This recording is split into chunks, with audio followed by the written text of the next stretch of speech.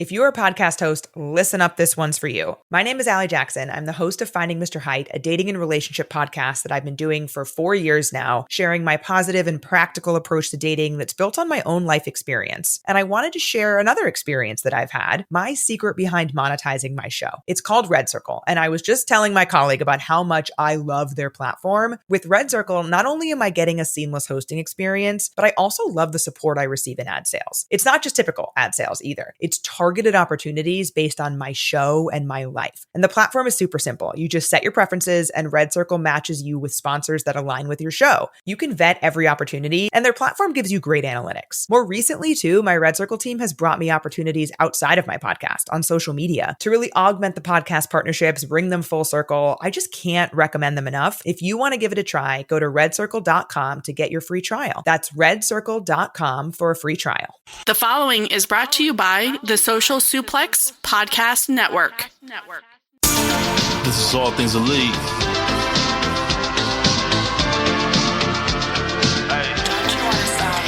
Welcome back to All Things Elite. Load up the pod, man, it's on when we speak. Rich right here, let me warm it up for Austin and Floyd. Couldn't be no one but the boys. When it come to All Things Elite from the fan perspective, swear, man, it ain't no question. Hear from them first. Swear, man, they putting in the work. No, they had to get me for the verse. Social Suplex Network's on. Hours at a time in your headphones. Austin and Floyd on the microphone. Backing out on the ring, getting in the zone. Pulling up the show, give it 7 stars, you already know. Who else could it be but the show with the proclivity for positivity? I'm gone.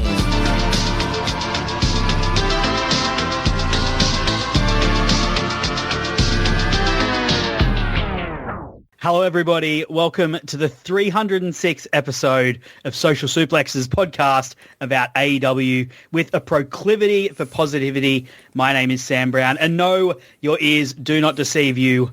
Welcome to All Things Elite. Joining me, fresh off the plane from Japan, is Floyd Johnson Jr., who so kindly asked me to speak with him about that trip to Japan, and I can't wait to get into it. We're going to be talking about eating steak. We're going to be talking about drinking beer. We're going to be talking about drinking Japanese whiskey. And most importantly, we're going to be talking about Hiroshi Tanahashi, emotions, feelings, safety. Is the feeling back in New Japan? There is so much to get into. We're probably not going to talk about AEW at all, unfortunately, but we are going to have a great time tonight. I've poured out some Japanese whiskey. Floyd, welcome back to, welcome back to the podcast, I should say. I was going to say welcome back to America, but I'm not in America with you. Welcome back from Japan. How are you feeling? How's the jet lag? How are you going, my friend? So, people are going to call me insane for this. I don't really get jet lag like a lot. I've learned this when I come home. I learned this from The Rock. The Rock talks about how he got over jet lag because he would get off the plane and then he would get to the hotel or home or whatever and he would immediately work out. Well, my version of that, since I am not a physical human at all, is I literally go to work pretty much when I get back. So I got back Friday night, America time. I was at my shift on work the next morning at about 6:30 a.m. You're a psychopath. It just helps. Psychopath, Floyd. It helps me recover. The extra day after a vacation is actually worse for me than it is to me. It's like it makes it harder to go back to work. But when I get off the plane, get home, get a nap, get back to work, it mentally doesn't even allow time for me to feel jet lagged. Well, look, I definitely appreciate you channeling The Rock. And actually, we'll throw a bone to Tanahashi. Never tired. Never tired. Famously, never tired. Floyd Johnson Jr., also never tired. Floyd, before we get into talking about your trip to Japan, which I love that you invited me onto this because I wanted to have this conversation with you anyway. So I would have probably been calling you and asking all these questions. So now we can just do it and record it as a podcast and stick it out there. It's fantastic. So thank you for having me on. I'm really excited because I had a great time watching Wrestle Kingdom, and I'm keen to hear your reflections on it, having been there, and also hear about your trip. But before we get in there, did you want to give the plugs for All Things Elite? Yes, I just want to make sure everyone is downloading this show on the YouTube Music or Apple Podcasts. I use Podcast Republic. If you want to use that, please leave a rating and review if you're so inclined. Follow us at AT Elite Pod, at Social Suplex, at Austin Sumowitz, and at Floyd Johnson Jr. on Twitter. As a reminder, please check out the Social Suplex podcast. The link will be in the show. And Sir Sam, give your plug, sir. Yeah, look, you can find my podcast I nearly said All Things Elite. Hey, look, I'll just take over the show. Sorry, Austin, you're fired. Floyd didn't have the heart to tell you, but I'm going to tell you, mate. Sorry, I'll be taking the show from here, buddy. Thanks, champ. I'll take it from here, though. No, you can find my podcast, the AEW Match Guide, on the Social Suplex as well. I haven't done an episode for a month or so, but there is some stuff, particularly that Floyd and I did this year. I'm thinking of things that might come out, but you can do that, or you can find me on the Social Suplex Discord. That's generally just a great place to chat about wrestling, talk about AEW, talk about New Japan, talk about the grifters, talk about food, talk about travel, all great things. All of the hosts from the podcast, or most of the hosts from the podcast, float around there, as well as another bunch of great people. That's where you can find me. I do have Blue Sky and Twitter, but I don't look at them anymore. So don't try and find me there because you won't get a response, unfortunately. But Floyd, we came here for one reason. I've poured out a lovely glass of some Japanese whiskey to chat with you today about this trip. You're a man who travels a lot for wrestling, and the listeners of All Things Elite know that. But I think this is probably the biggest trip you've done. How long has this been in the works for? I think, going to Japan, going to Wrestle Kingdom, if you talk to most people that move in our circles, it's something that we've probably got on our bucket list to do. How long's this been on your bucket list, and how long has this trip been in the works for you? Japan, I am not good with time, especially about as long as back as I'm about to go with. But when I saw like a Pro Wrestling Illustrated, and I would sit in the grocery store and look at it, or the After Mags or whatever, I don't remember which magazine, and they had a picture of the Road Warriors in a Ribera jacket and some Zubas, and and I couldn't even tell you, and Great Muta, the Great Kabuki, always from the land of the rising sun. So since I was young, the first place I wanted to go, it was not Canada, it was not UK. Because of wrestling, the first place I wanted to go was Japan. I had no idea what I would see in Japan. And I'm going to bring up probably some culturally insensitive things, like movies like The Last Dragon, his name was Bruce Leroy, and he was after Bruce Lee, and the whole in my mind, I'm talking about the mind of a 6 or 7-year-old, that was like Japan. And of course, I was that young. Japan, China, all of that was the same thing. Of course, I am 40 something now. I know those are vastly different areas, vastly different people. I get that now. But when I was young, it was kind of all the same thing. So, but when I was young, it's like, I got to get to Japan. I got to get to Tokyo. I got to do that when I was young. So that part of it was that.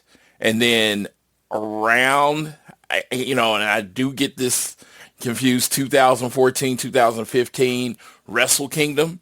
I was a complete WWE, WCW, TNA guy. I always heard Japan referred on TV, but this was Wrestle Kingdom, and I watched the first Wrestle Kingdom that they made available in English. I had actually a friend come over late at night, and we watched that show, and at that point, that had become like, I got to get to Wrestle Kingdom one day. And then, so that put Wrestle Kingdom on my radar. And then I found out it was Wrestle Kingdom 20. I like anniversary shows. I was at WrestleMania 20, 30, 40. I like kind of anniversary shows. So I was like, Wrestle Kingdom 20. I heard that was coming up a few years ago, and I was like, well, that'd be cool for Wrestle Kingdom 20 to be my first show. So that put that in my mind again.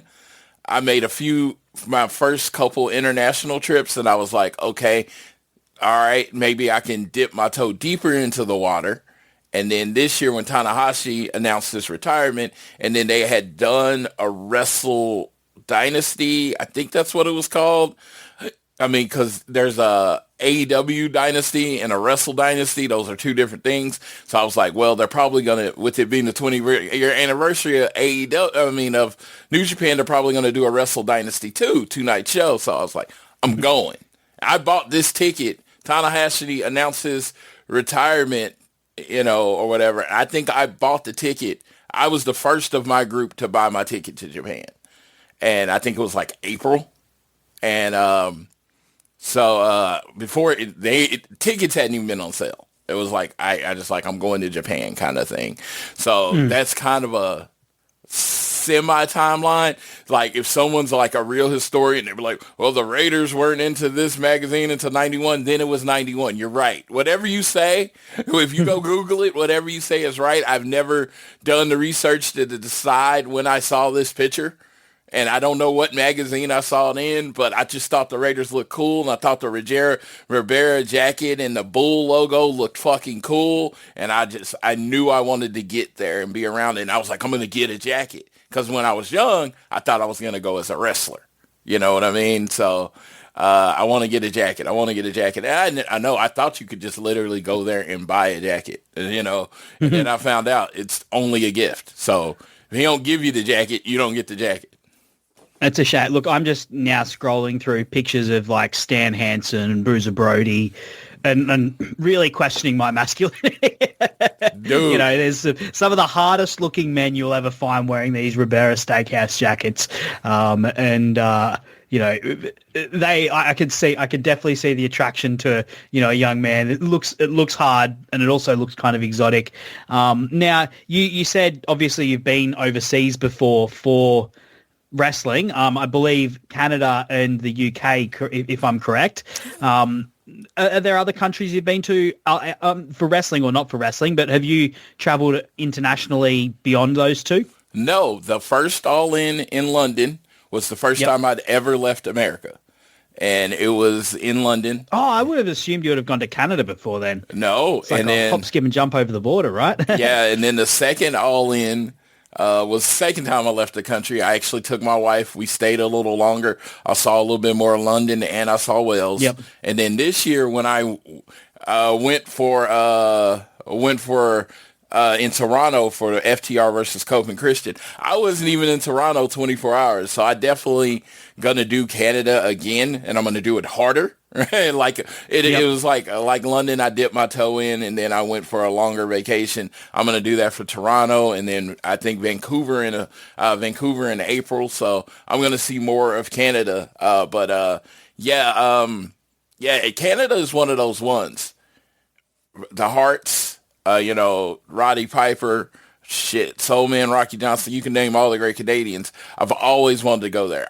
Before it was the UK wrestling show, it was the Canada wrestling show. I remember WrestleMania 6, Toronto with WrestleMania, 18? Those were like iconic shows because of the crowd. So I've always wanted to be in a Canadian crowd. They didn't disappoint. When I went there for the FTR match, it was All Out. Yeah, okay. I couldn't remember. And I was like, what pay-per-view was that? It was AEW All Out. But no, UK was my first trip. I tend to kind of go the extreme on the first time. It's like once I finally get it done, it's like, okay, now this seems easier. I was always intimidated by other countries. I just very, very much... I am very much a creature of habit, and so going to other countries is intimidating. And Japan was even scarier because it was a country I didn't speak the language. I was going to ask that because, Canada and England, literally Canada is across the border. You may as well be the same country according to your president. And England is a dip across the road. you talk the same language. There's so much. I mean, there's a lot of jokes between America and England, just like there are a lot of jokes between Australia and England. But there's so much shared cultural heritage that it's a pretty easy place for you or I to travel to. Japan, on the other hand, bit of a different story. Very different culture, a lot of different history, different language, very different kinds of people there. I'm curious what you were like kind of worried about even going over there. Like what were your anxiety? We're going to get into all the good stuff, right? But what were your anxieties about going over to Japan, Floyd? Actually, people gave me the anxieties that I didn't have. I am the prototypical big loud American. I have no problem saying that. I'm from Oklahoma. I'm country. I like country music. I'm loud. The best way to describe me is if you've ever seen an English bulldog. English bulldogs are big, muscular, or big old dogs, right? Yeah. But they, like, when they run up on you, they don't run up to attack you. They run up to lick you or hump your leg. And they're just overly excited. That's me as a human. I am like very just excited to meet people. And there's no necessary, when I am excited to meet people, when I want to be around you, there's no real volume control. And so I was like, my friend Dan, who's like studied Japanese culture, studied the language and all that stuff, people be like, well, it's a very quiet culture and it's a very this and it's very that. And then, weed's illegal. Dude, I've never traveled with weed in my life, but they made me anxious about traveling with weed. I've literally never traveled with weed. I'm checking my medicines. I'm going online. I was like, cause I'm a diabetic. So I have certain medicines I have to take, and I'm like, I don't want to get thrown in jail or anything. So they like these things I never would have thought of. They gave it to me, but I am glad because they said it all. I was able to go online and go in informed. But again, I was nervous about my ability to not be a big loud American. Mm-hmm. Now I've traveled to a place where a different language is spoken without knowing the language. I lived in Brazil for a year. I went there knowing about 6 words. So I know what it's like to be in a place where, English isn't the language that's being spoken there. How do you go about? Did you have a phrase book? Did you, use Google Translate? What sorts of preparations did you do? Google Translate is amazing. I mean, I don't know for the people that haven't used it. So if you need to read anything, you literally bring up the camera and you post it over the words and it translates it live to where you know what everything is. Then, they do have it where you can, record, put on the live audio, records it, and it tells you what the person's saying. It's kind of amazing. But in Japan, honestly, you don't need a lot of that. I've only pulled it out a couple times. Mostly everything is translated to English. At some point, you see the Japanese version, then you see the English version, and you see the Japanese version, then you see the English version. When you're on the trains or whatever, they say it in Japanese, then they say it in English. It's and then most of the people there understand at least a little English. Basic phrases, if you keep your sentences short or whatever, they generally understand you. And thanks to my girl Issa, she's a PWI contributor, photographer. She goes to Japan. I always say she basically lives in Japan, but she doesn't, but she's there a lot. She put me at an American hotel. Like what I say, it's like I'm a Marriott. We stayed at a Marriott, so all the staff there spoke at least a little English. They said good morning, that kind of stuff. So I would say this: the hotel was kind of out of the way, and if you wanted maybe the true Japan experience, you probably want like somewhere inside of like Tokyo proper. But for me, it was basically a resort. So it had like 4 restaurants, a pool, all that kind of stuff there, and everybody spoke English. So even at the end of the day, it was kind of like, I didn't come back to America, but it was a lot more comfortable of a place. Yeah, look, don't stay in the capsule hotels. You if you're an American, you probably won't fit. Let's face it. Same if you're Australian. You're probably just not going to fit in one of those capsules. Don't even try it. Like just spend the extra money. Go to a Trump hotel if you must. Like at least there'll be English spoken. Let's talk the trip, Floyd. Let's get on the plane. Let's fly over to Japan. Now, you arrived the day before Wrestle Kingdom on the 3rd, I believe. What was your, I'm assuming the flights and everything went well, but what was your immediate first impression of Japan? And what did you get up to on that first day there? So, yes. So the first day, I always had to plan because I said the jet lag gets me on the way there. So I was like, I was going to pretty much stay at the hotel and rest. So I get in, my flight lands a little early. Get my bags and stuff. This is where immediately it was like trying to get to the hotel. So I got Google Maps and it says to do this and do that and do this. Well, if you're not comfortable with it, Google Maps is confusing, right? So I missed my bus or whatever like several times. I took an airport shuttle. Over from Terminal 3 to Terminal 1, and I'm like, I don't think I'm on the right thing. And then I finally found the guy. He saw I looked confused. Thank God for him. He spoke English. He took me over to the machine, said, where are you trying to get to? He kept clicking around, and he found my hotel. And it was literally, I had to get a what's called a Suica card. And I don't know why America doesn't have this. It's SUICA. And it's pretty much a utility card. It's like a prepaid debit card. You load it up. But there, instead of like in most places in America where you only can use it for travel, you can use it to buy drinks. You can use it to do all sorts of things. So I put 10,000 yen on the card, and then I paid for my ticket to my hotel. Now, this is where this was actually very convenient. I got on the bus, and there was only 2 people on it. So literally, it was supposed to take me an hour and 15 minutes to get to my hotel. Well, there was only 2 stops. So he dropped off at the first hotel, and then he dropped us off. So it was basically the equivalent of taking a cab for like $6 American. And I got dropped off right at the door of my hotel. My friend Dan was already there.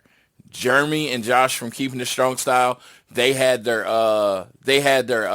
packages sent directly to, their luggage sent directly to the hotel. So it was already in the room when I got there, and we had 4 beds in one room. And I got there, I look at Dan, say hi to Dan or whatever, and cause he's getting sleep, and I put my stuff down, and I'm like, I'm hungry.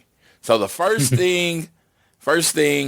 That was one of my questions as well. What's the first thing you ate in Japan? Because, you and me, we're always sending photos of, like, our wings or whatever, like, talking about what kind of food we want to eat. Where, at heart, we're both two pretty fat boys. What was the first thing you ate? So, if you would think, the first thing I had was pretty much an overpriced buffet at the hotel. That's very American. Yes. God bless America. It was 8,000 yen, which... honestly, my bank gave me a good exchange rate, so I don't know what it was, America. And I went to the buffet, and it was shocking to no one. It was all Japanese food, right? So I had some udon noodles. I enjoyed those. Of course, had some rice. They had some Japanese like barbecue. Had some of that. I had like the shrimp thing.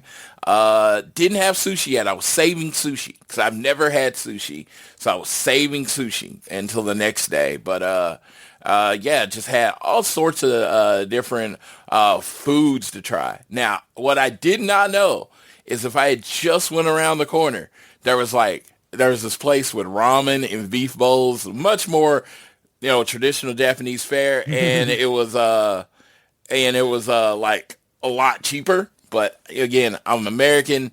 I don't know what the fuck I'm looking at. So, I eat there. I get seafood, eat food. Yeah, I got the food, got some dessert, got a drink, went up there, and got full. And it was really great. I don't remember everything I ate on the buffet, but I can honestly say I did look for everything that looked as American as possible. Like they had some chicken nuggets and French fries that was clearly for children. I took me a couple of those, and no, it was funny, and paid for it. Of course, no tipping. That was a little weird, but yeah, it was really cool. Excellent. Do they tip in Australia? No tipping in Australia. We have a good fair minimum wage. People get paid.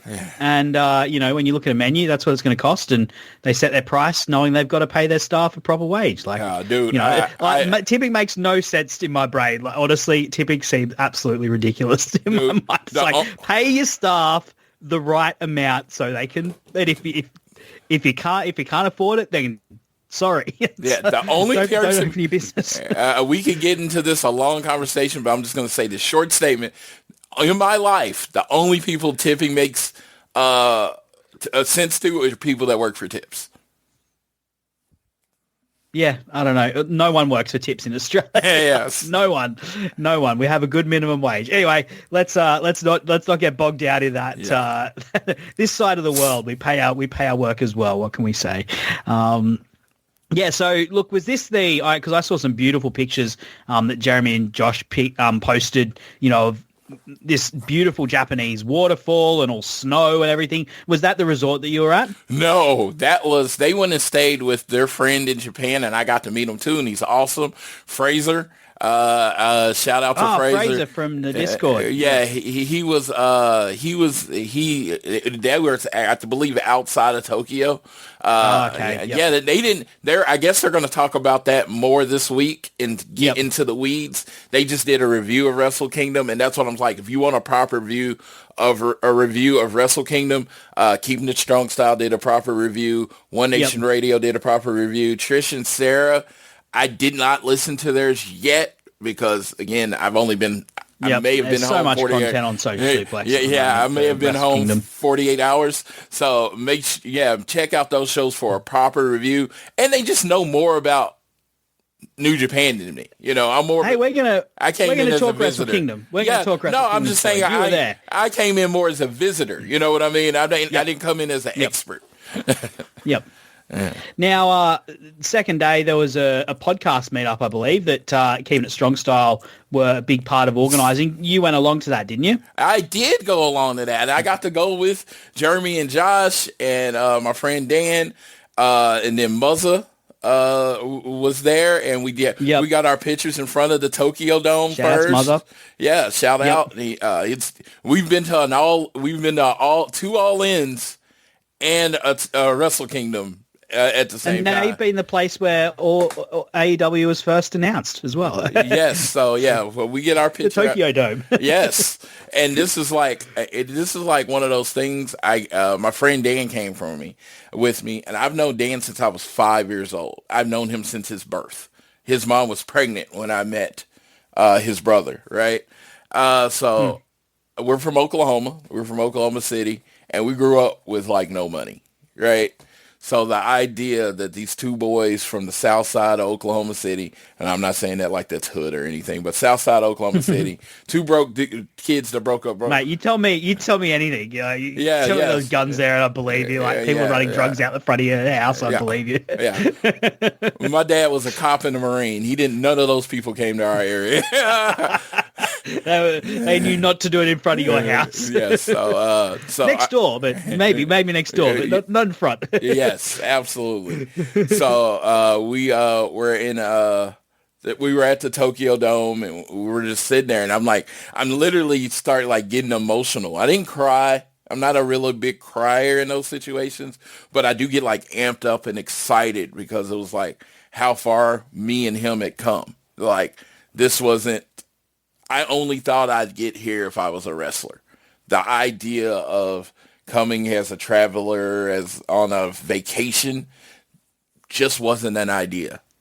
And I mean, if you are lucky enough to live in a family that were able to travel around the country, amazing. That's great for you. But that wasn't our life. It was my life was trying to get to Chuck E. Cheese. It's take me to Chuck E. Cheese. It wasn't going to Tokyo. So I'm sitting there and I take a picture with him, and it was just like I was feeling that moment. And then I'm with Jeremy and Josh that I literally met the day before the first All In America. Did not know them. They just came and stayed in our hotel. They came and stayed in a hotel with like 14 people. And to the point where I'm traveling with them to Wrestle Kingdom in Japan. And so they were kind of between them and Super J Cast, which is Damon and Joel. They are my New Japan senseis. They are my mentors in New Japan. Like everything I know about New Japan, I'd say 90% of the stuff I know about New Japan, I learned from listening to their shows. So I'm there with them. And, we've become tight. And, Josh is one of the like most knowledgeable, well-spoken people I know. And Jeremy is just like a solid human. Like I agree. I just don't know any other way to say it. It's just like, hey, I'm not having kids, but if I had one, it was like, who do you want your kid to grow up like? I just pointed Jeremy. I'm like, be like him. Like, be like that guy. Like, so I just enjoy being around those two people. You just learn from being around them. They're not as excitable as I am. So they show me a little, I can kind of mimic them when it comes to needing to control my emotions as far as, especially in big crowds. Cause I have a problem with that. Like I said, I'm the English bulldog running around humping everyone's leg. So I can look at them as my guide. So it was cool taking a picture with them, sitting in that moment, seeing all the people. I'm like, dude, like there's a shop outside and there's so much. I'm like, this area of Tokyo Dome City is New Japan. It is wrestling. You see Takeshita shirts. You see, of course, 80% Tanahashi shirts. You see Okada shirts, House of Torture, anybody, LIJ. I saw John Cena in a WWE hat. I'm like looking at it. And you hear English, and you hear Japanese, and you hear French, and you hear 3 other languages you've never heard before. And it really did feel like WrestleMania. Like all different accents as well. I know at that podcast meetup, you had Super J Cast, you had We Work Stiff, who were they're Aussie boys, and other podcasts as well, and people from everywhere. Yeah, you've been to Manias, you've been to All Ins. I'm looking at the Dome. It's such an iconic thing for wrestling fans now. How did the scale of it, the production, how it looked, how it felt, the aesthetics, the X factors, the around, and once you get into the arena, how did it all feel, and how does it compare to those other, the Mania and All In experiences you've been to at Wembley, and also the one earlier last year in Texas? I will say it was, it's very much, especially with this one when it being sold out, 50,000 people, it was WrestleMania. It was, my first WrestleMania was 19 in Seattle, and it was such a culture shock to see all the different people from all the different places around the world all gathered to watch this thing I loved. I felt that same feeling at Wrestle Kingdom. It was like, all of these people get it. I don't have to explain it. Why do you watch this stuff? I did not have to explain it to one person there. Whether, whether, we like the same guy. Because, I'm rocking at this point, I'm rocking the Summit shirt, but everybody knows. I got my AEW sweater on, my Swerve Strickland hat. And I was only wearing that because really I wasn't going to wear a hat, but I actually cut my top of my head and it kind of left a scar. So I had my Swerve Strickland hat and my AEW shoes. And I was hoping, there's a little bit of New Japan to Wrestle Kingdom, New Japan, AEW beef. You're trying to start a fight, are you, Floyd? You're trying to start something. Put Jeremy Donovan to the test. Where do your allegiances truly lie, Jeremy? Are you going to be on AEW's side or New Japan? Well, I will say this. I am a 6 foot, 300 pound man. I don't think anybody wanted to smoke. But, I didn't know if people were looking at me like this. And I just want to let everyone know, if you happen to listen to the show, you happen to be there and you see me, and you thought I was making a statement, that's how I dress going to the grocery store.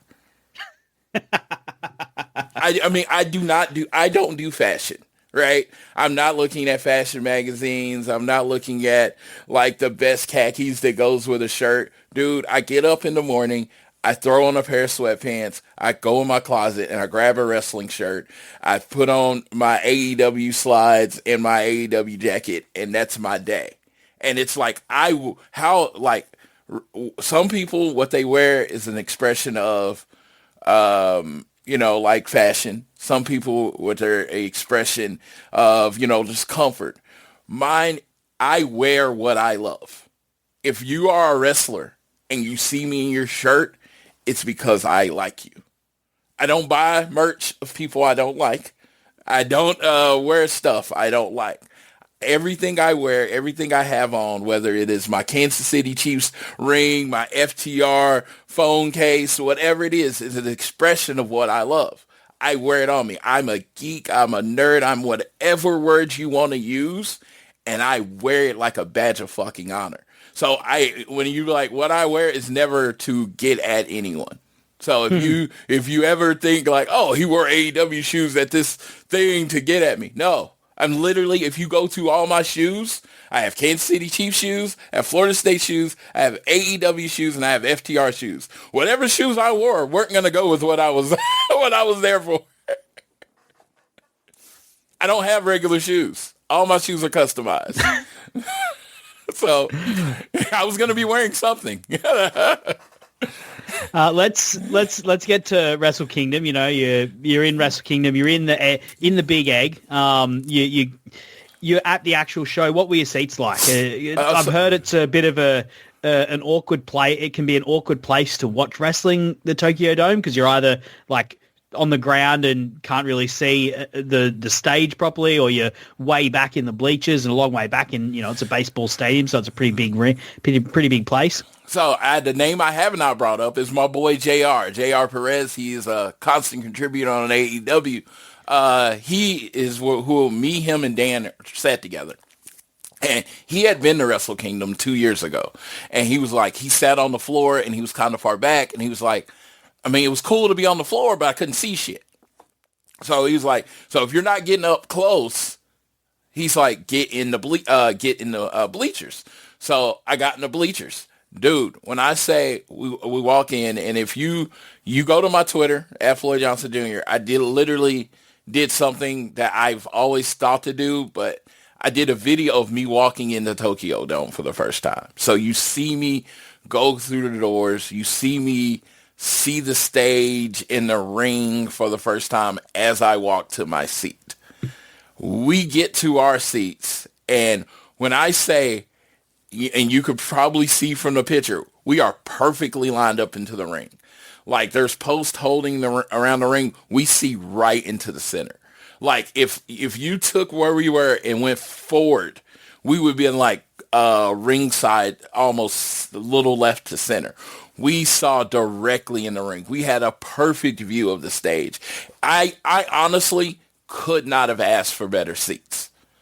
I am looking and I see the stage, the throne stage and all this stuff. And I'm just like, oh God, this is like, I hit outside and then I see the lighting and I was like, I would put this stage up against anything I've seen as far as except WrestleMania. Now, WrestleMania is ridiculous in what they do with their stages. I saw one was a whole theme park for like WrestleMania 33. So, but this stage you would put up against pretty much, it was better, and I'm just using it as a reference, not as an insult. It was better than the All In setup to me. And it was like, it just looked like, okay, this is something really important is going to happen here today.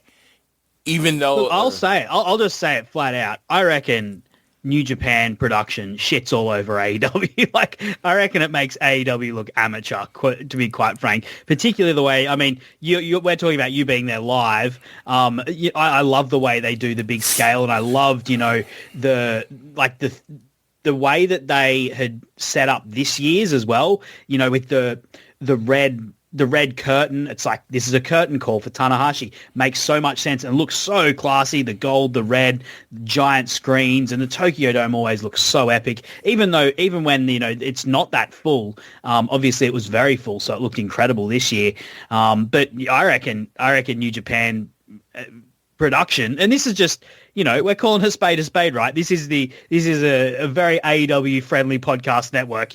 I've got an AEW podcast. This is an AEW podcast normally, but we can call it out when we see it. And when you watch a New Japan show, every time I come to a New Japan show, I watch it and I go, why don't more wrestling companies shoot wrestling and produce it exactly the way that New Japan does? Because it looks so much better. I will say, it was just on this big scale. It just looked gorgeous. And like I said, pictures I posted, and it's like I said, it's, me. Like, I ain't taking shots at AEW again. Yep. I always say forgetting. This is the proclivity positivity stuff. Sorry. So, yes. Yeah. So AEW is I always say, when it comes to wrestling, AEW is my wrestling wife. And hey, if you're an AEW guy and you want to talk about AEW and you got some stuff to say, I'm going to listen to your critiques.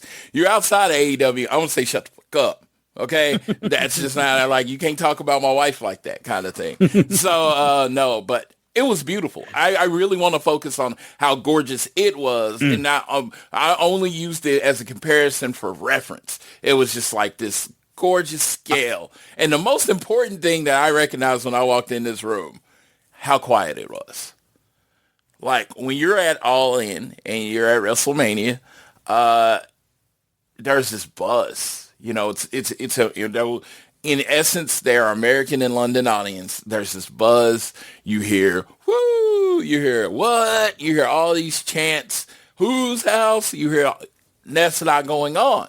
And if you use your American mind, you're like, oh, this crowd's not into this show, right? But this is where it comes to having Japanese people that have experienced Japan and experienced the culture kind of helping you prepare for it. And they helped me, but I still wasn't prepared for it. And so it was just like, and we sat next in the section we were, it almost was, as the person said, I don't even know if we're allowed to use this word, that we were in the Gaijin section, because it was 3 Americans and we were sitting next to 2 Germans on one side. This girl, I never remember her name. I always say hi to her. She goes to a shit ton of AEW shows. She's actually been to more AEW shows than me. We've been to, we were at Detroit this year. We were at All In. She goes to everything. I look to the left and she's up at Wrestle Kingdom. I'm like, she has blue hair, so you really can't miss her. And I went over and said hi. And again, I think I am a very boisterous, energetic person. And even though I was trying to completely hold that in, even for her, I still think I'm a little too much. So we said hi, and I got away as soon as possible, because, our interactions always seem awkward. I don't know. Like I said, I don't know what it is. So I always just say hi, be like, hey, it's great to see you, and then get back to my seat, which is what I did. And then it was like, my friend JR goes back and comes back. He has a beef bowl. It's a full-on beef bowl that he brought in. I was like, okay, the food's here is very different from what you get into the American fare with the hot dogs and nachos and chips. Oh yeah, I didn't say what I had at the summit. I had fish and chips. I know, super Japanese. It was great Japanese food. Yeah, no, it was it was basically a Scottish bar or whatever. So nice. Yeah. So nice. And so we had some drinks, and I got to say hi to Joel again. I've met Joel twice, and I will say this about it: I think I'm too American for Joel. Absolutely too American for Joel. So, and it might have been. Damon's pretty American. Damon, his podcast partner's pretty American. So, but I don't know. I always different flavor of American. Maybe. Yes, as you said, your country. Yes, I think Damon's city mouse. I'm country mouse, and like I said, I'm loud. I'm boisterous. I'm energetic. I talk loud. I'm in your face at times, and I try to settle that down as much as I can, but. when you have your natural nature is that, I think I'm a little too much for him. But got to have a conversation with Fraser, all those people, Jeremy from We Work Stiff. I got to meet him. And we really did have a good time. Bought some tickets to New Year's Dash from Fraser. That was cool. And yeah, it was just a really good time, and it was really cheap. Like every time I would check my Chase account and how much the yen transferred to the American dollar, I was like, I never want to leave here. Financially, I never wanted to leave there. Let's get to Wrestle Kingdom. So we're not going to, as you said, Floyd, we're not going to break down every single match, but we are going to talk about a few of them, particularly the main events of the night. But what did you make of the early show? As you said, when you got there, you were sort of surprised by how quiet it was. Once things got going, I imagine it was a little bit different for you. No, dude. First thing I know, the first match was like a Young Lions match. They did a chop, and nobody wooed. That's nice, actually. I like that. I find the wooing annoying. And I was like, and you know what? I've never even thought of it as annoying or not annoying because it's just a part of wrestling here. Yep, true. Yeah, and look, it's the same in Australia. If you go to a live show, an indie show in Australia, someone does the chop, you hear the woo. Yeah, and you didn't get a what? You didn't get a nothing. They just watched the match. And when something good happened, they clapped. And when something they didn't like happened, they kind of jeered or booed. It wasn't like a boo. It was more like a jeer. So it was like, and it was, oh, and it was just like, it was very like quiet. And again, especially, American, Canada, UK crowds. Think about it. If you talk about the loudest crowds in the world, that's all I've been a part of. So like I said, it was unique. Again, I want to say that, and I want to make sure this is clear when I'm talking about this. I am never going to say better. I'm never going to say worse. It was different. Yep. Because guess what? I have hundreds of American wrestling shows. And literally by the end of this conversation, I've had 2 Japanese shows in Japan. Over time, I might think I prefer Japan, or whatever. But this is my first 2 times. So I am not going to say what's better. I'm not going to say it's worse. It's different. It's a unique experience. So I'm just taking it all in. I'm watching how, and what I'm doing, and this is what I decided to do on the trip. I watched the fans. I saw how they were reacting. I had JR next to me, and you can ask JR and Dan. I was actually commended at the end of the week about how much I toned who I am as a person down for this event. Floyd by nature is at an 8, and then I can go up to a 10. I was at like a 4 at this show. I'm like clapping, and when they like someone, it's like I'm gonna use Takeshita. It's like Takeshita. That's what they say. That's them showing big support. They just say their name in a loud, almost rhythmic voice, and not a loud, like it's comparatively to how they are. It is a loud, rhythmic voice, and there's like Takeshita. And if you're like not going against you're not going for the person they would look, and you say the other person's name, they look at you like, I can't believe you're going for the other guy. And me and the German guy next to me, we weren't rocking Takeshita shirts, so that's interesting. And it was unique, and it was fun, and it was big, and I do think some Americans these were the lesser matches. The Young Lions didn't get to come down the ramp; they came out this alternate entrance that was much shorter. And I thought that Young was Lions. Yeah, you don't get. They're on their old place. You earn the big entrance. You earn the big 100%. entrance. I love that, and the fact that even at this big event, you're seeing the future. They're always. A New Japan has always got this eye to the future because the Young Lions are around. You go to a WrestleMania, you go to an All In, those people aren't on the show. They're not working around the ring. It's to me, the Young Lions allow almost a deeper relationship 100%. with their wrestlers, because you literally see them as children and then grow up into their characters and then eventually main event. It basically being like you see them in the dojo to what their final project is. It might be a lot of years, but it does eventually happen, as opposed to, in America, sometimes you might not even know the wrestler or have any experience with them until he's 10 or 12 years in.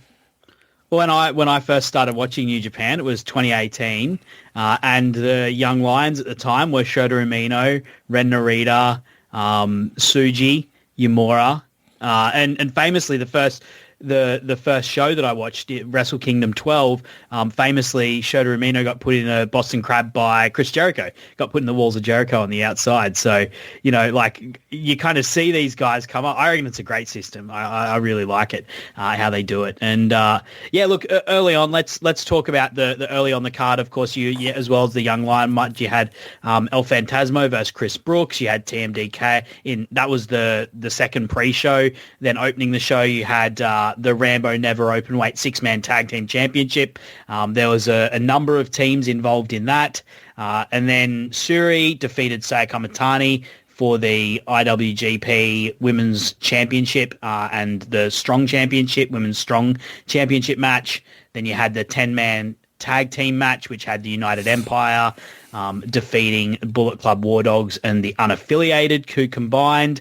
And then probably rounding out the what you'd call it's not really pre-show, but like the early stage of the show before the three main matches. Rounding it out, you had a four-way match to determine the number one contender for the IWGP Junior Heavyweight Championship, with Desperado going over Kosei Fujita, Taiji Ishimori, and Sho. What were your takeaways from the first 5-6 matches of the show, Floyd, and how you felt watching it? What was the match that stood out for you? So I could tell it felt like the crowd were waiting on those last three matches.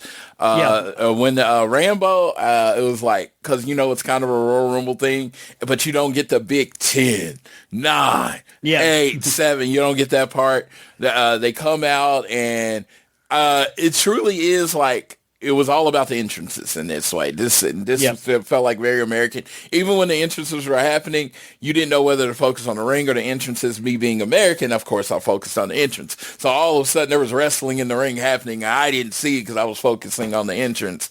And then it was like, oh, everybody's gone. Now, dude, I think it was Amina Yamura, and I forgot the other guy's name, and they came out to a full pop performance. That was That was the most WrestleMania thing I've ever seen on a New Japan show. It was a full on just singing and dancing, and I'm like, I want this team to win. I want them to win. And so they got a fan because of that big ass performance. And then because I'm usually kind of like in this case, I would be going for Tomohiro Ishii. I mean, if he comes out in the ring, I'm always going for him because I love his like when his music hits, it's such a good theme. And and there's a reaction, and it got a little loud. And I heard during the Rambo, it got I heard some of that energy coming out from the crowd, which would have set up. And I really enjoyed that match.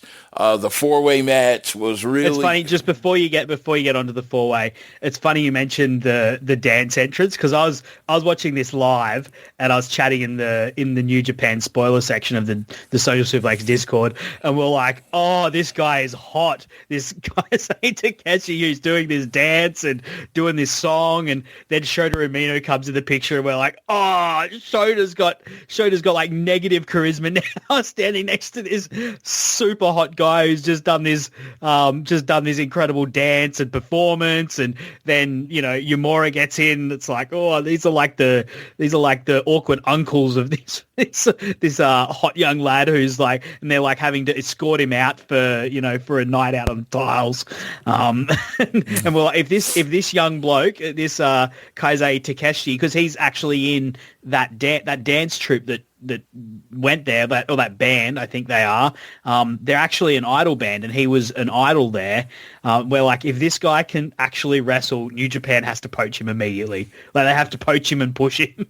Yes, I don't think in the Rambo you were getting any idea of how good anyone was. No, you did not. So it was a let's get everyone on the card sort of kind of match. But ZSJ won. I was really happy for him because dude main evented 2 shows last year, and then he was in the Rambo.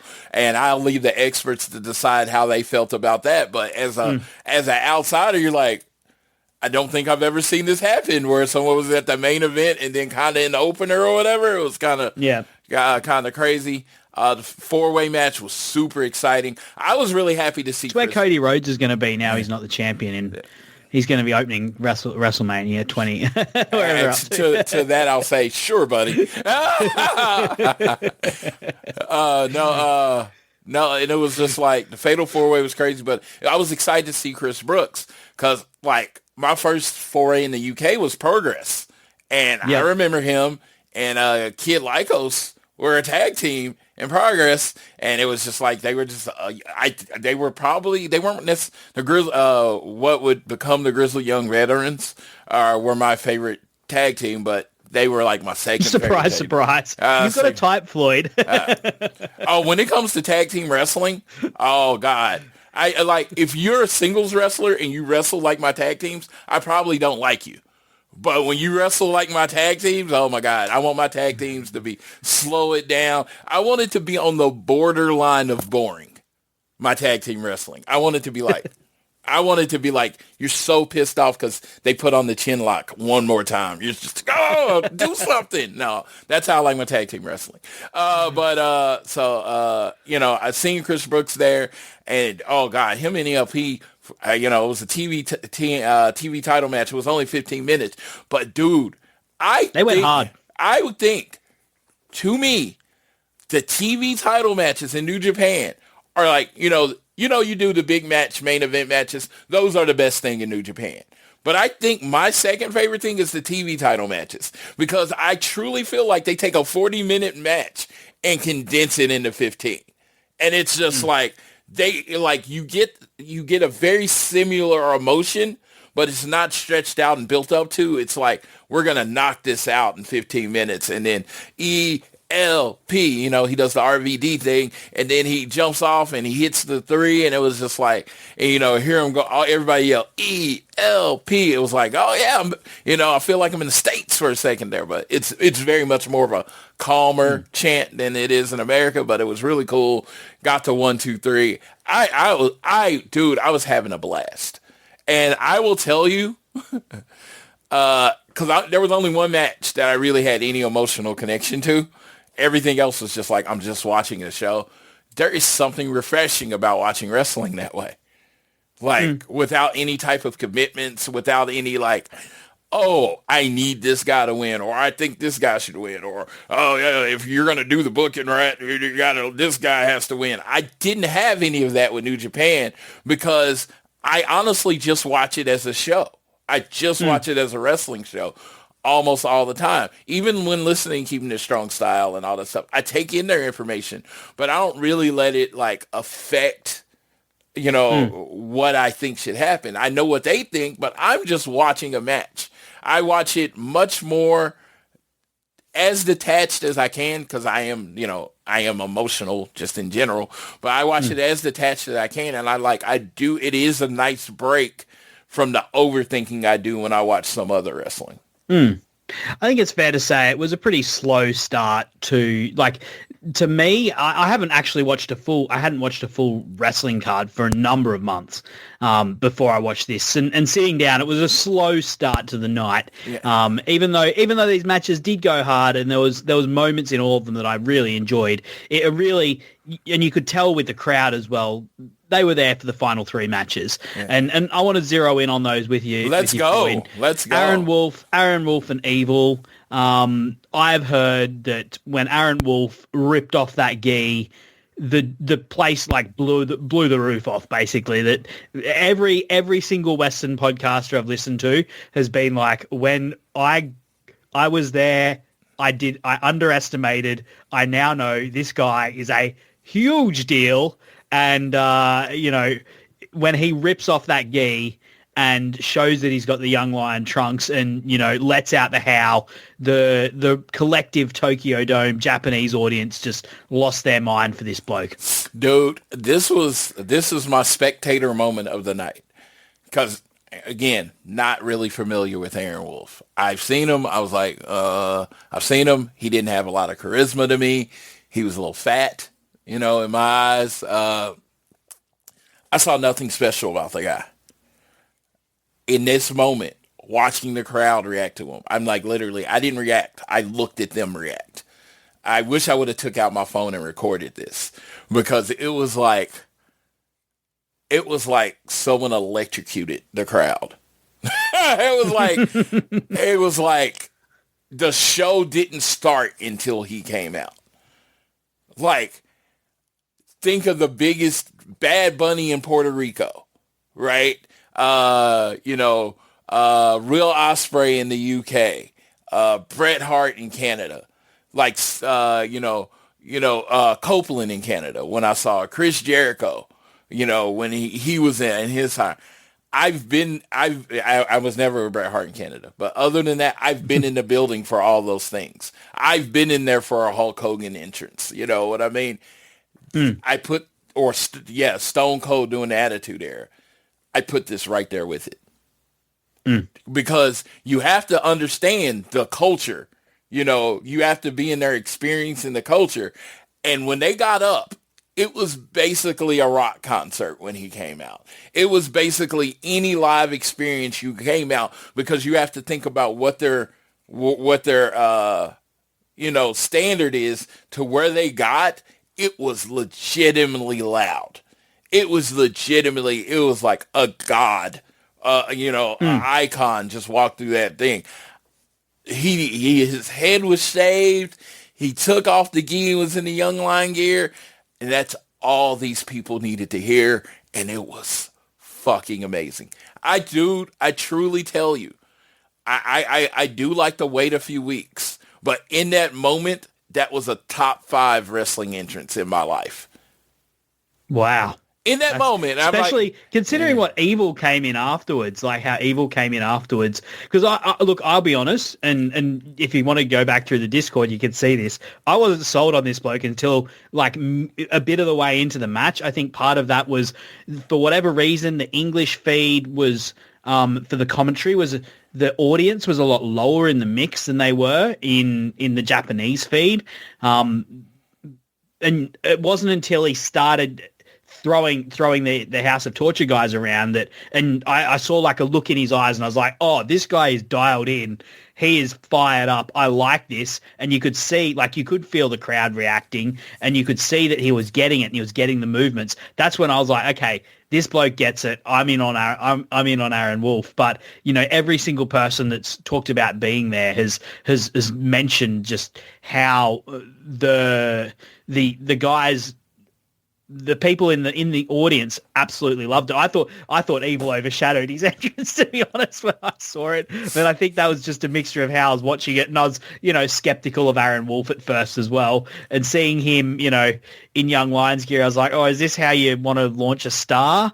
And until he got going in the match, that's when I was sold. And now I see the vision, I understand it all, and that he's dialed in. If he had laid an egg in the match, then coming out in the Young Lions gear, looking a bit tubby, having a shaved head, not having the gi, that's not going to look good. But because it worked in the match, it looks incredible. The package is there, and you can see why.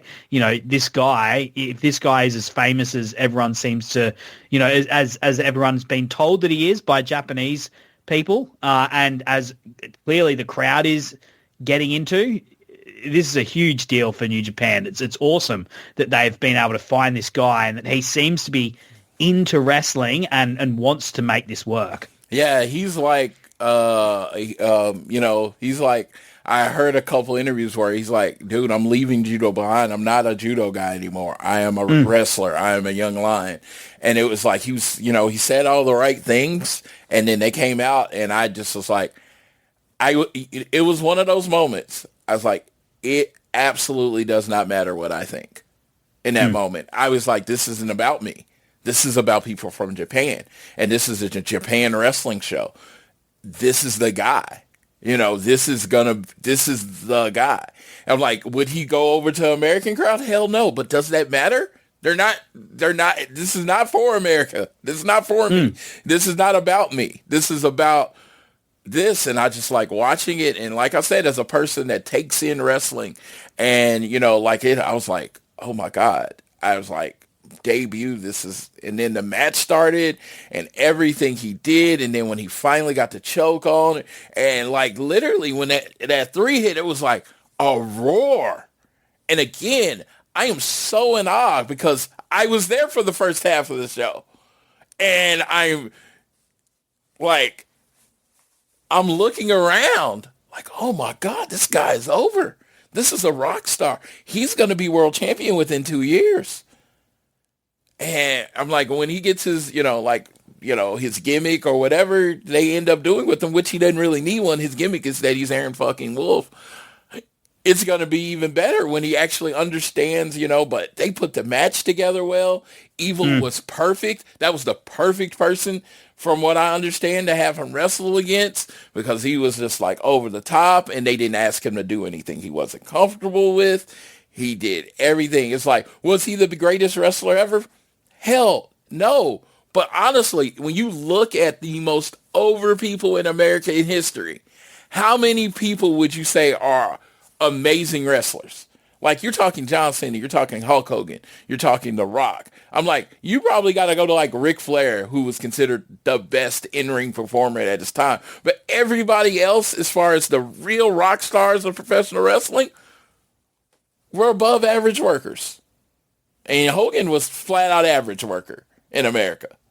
He didn't give you anything. So he's exactly what he needs to be right now. He's exactly on the pace that he needs to be from what I can see and what I can understand. I was genuinely excited and I was happy for New Japan because, again, when it comes to the New Japan AEW beef, as far as I'm concerned, the people I know, it is very much a one-way beef. I want New Japan to be great. I want them to do 50,000 stadium. I want them to sell out stuff. I want them to keep their talent at home if they can. I don't need to take all their talent. You know what I mean? But if their talent is leaving anyway, hell, Tony Khan put a bid in. You know what I mean? I don't want to poach anything. I want them to be great. I mean, to me, there is nothing wrong. You can't have too much great wrestling. I want New Japan to be great. I want AEW to be great. I want everything I watch to be great. Why would I want anything else as a human? Why would I want any form of entertainment that I watch to not be entertaining?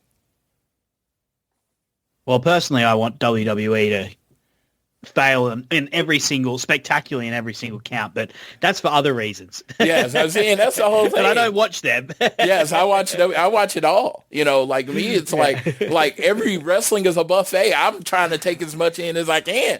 So no, I want them to be great. So you will never, like, for me, sometimes when New Japan people go a little bit hard at AEW, I'll take a shot because it shouldn't be.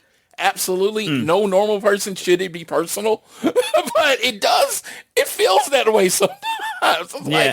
Like as somebody as committed to the AEW product as I am, but I really have no ill will towards anyone. I want AEW to be great, and I want everybody else to be great too. Speaking of beef between New Japan and AEW, though, let's move to Tsuji versus Takeshita, the IWGP Global Heavyweight title match, and crucially, the IWGP World Heavyweight title match. What's your history with Yota Tsuji? How much do you... I know you love Takeshita. He's like one of your favorite wrestlers in the world. I think you say he's the best wrestler in the world at the moment, and you're not far off on that. What did you know about Tsuji going into this? I've watched him since he was a young lion. I sort of fell off watching New Japan in the last couple of years, but I really liked him as a young lion. But what's your history with Tsuji? Let me be real. Does nothing for me. That's fair. When it comes to Joe Lanza perfected the term jag, that's what I see when I see Yota Tsuji. Really? There you go. And then, like, he does nothing for me. And in this particular case, I will say this: he doesn't need to. I'm not his audience. I'm not. Yep. I'm not his audience. It's like a guy that's really into rap saying this country, like, oh, this country star doesn't do anything to me. Shit, he wasn't trying to sell me. That country artist wasn't trying to sell you a ticket. You know what I mean? He ain't trying to. Yoda Tsuji ain't for me, right? Yeah. And in this case, he comes out and the crowd's behind him, and they don't want him to win this match. They need him to win this match. And him and Takeshita come out, and I was like, Takeshita, literally one of the best in-ring performers in the world. If you listen to Keepin It Strong Style, they did their match of the year. They had 12 matches. He was in 5 of them. Like, he's, in my opinion, clearly the best worker in New Japan. That's just me. And based on what I see, how I take it in. Clearly best worker in New Japan. And in this match, I thought he was clearly the best worker. Am I biased? Absolutely. I don't know how to give an unbiased opinion. I don't think they exist. I have preferences. Takeshita lines up exactly with my preferences as a in-ring performer. He lines up with it exactly. Like, everything he does, I think I'm one of those people. I hope you better hope Takeshita doesn't do a move you do, because he's gonna do it better than you. And in this match, it was amazing to me. I really liked this match. I just thought Tsuji, I felt like he stepped up another level, and I felt like I saw him for the first time. I felt like I truly saw Tsuji for the first time. I saw the star he could be.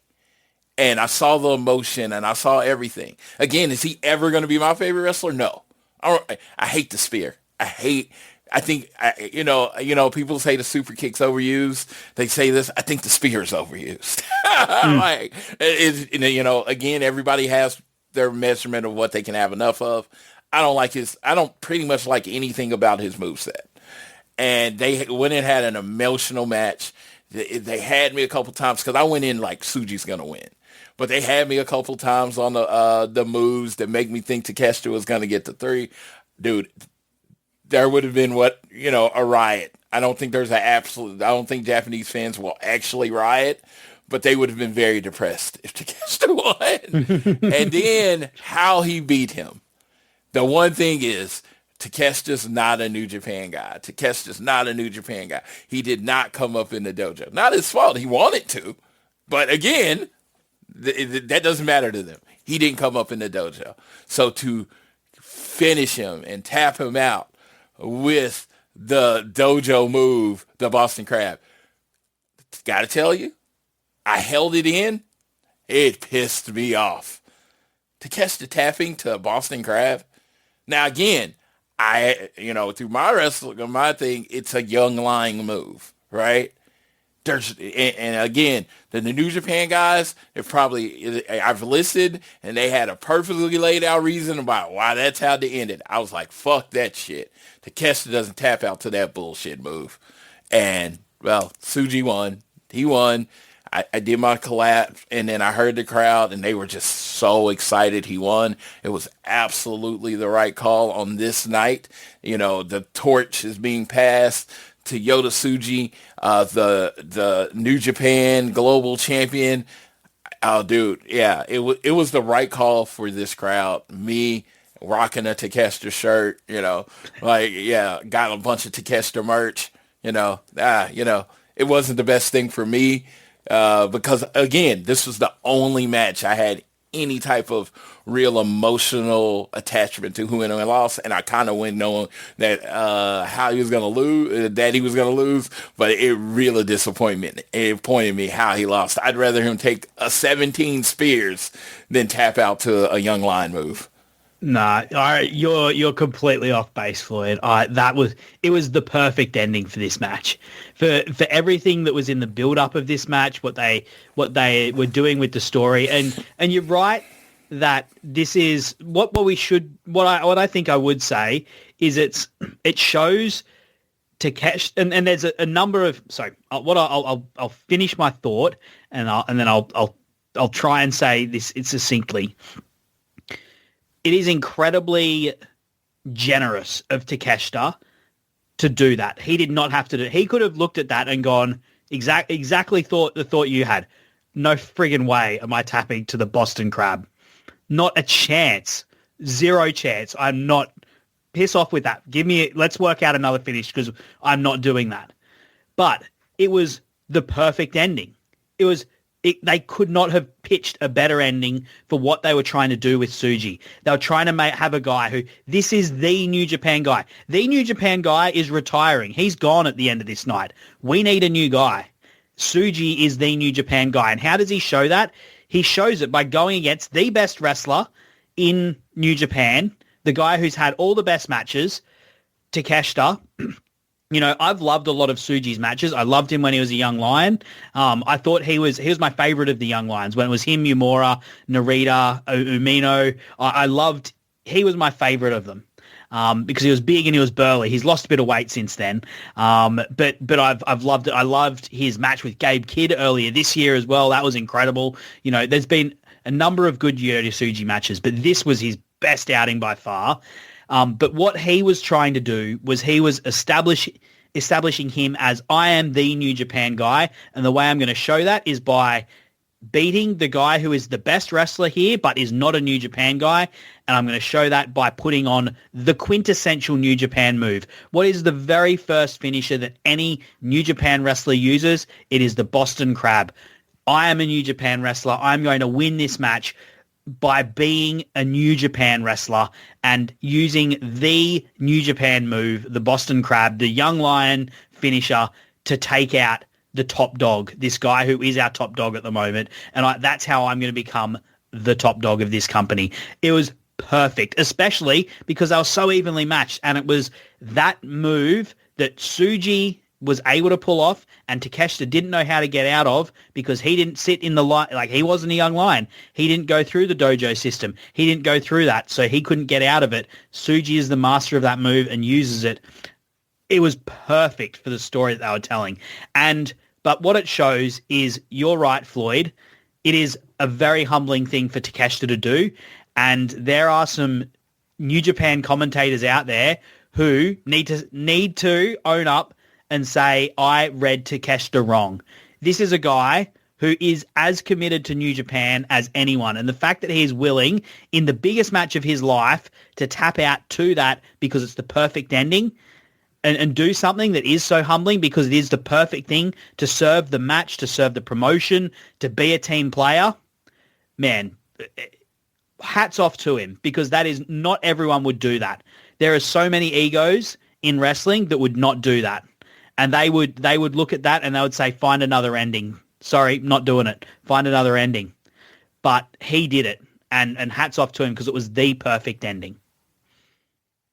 We will agree to disagree because my point of view is completely different than yours. That is my favorite wrestler in the world, yep. Tapping out to a Boston Crab. There. That's what I saw. Again, when you're hearing this, again, I did agree. I said it was the perfect ending.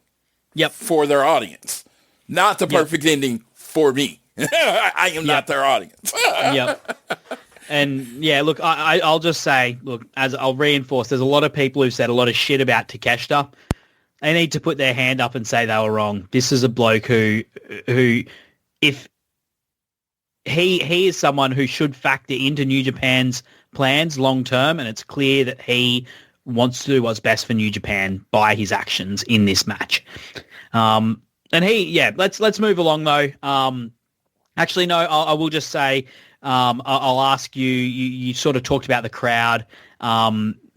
You thought they were 100% behind Tsuji? Was there much behind Takeshita? What was your the only people view I of the really split, I guess, before we get to Tanahashi?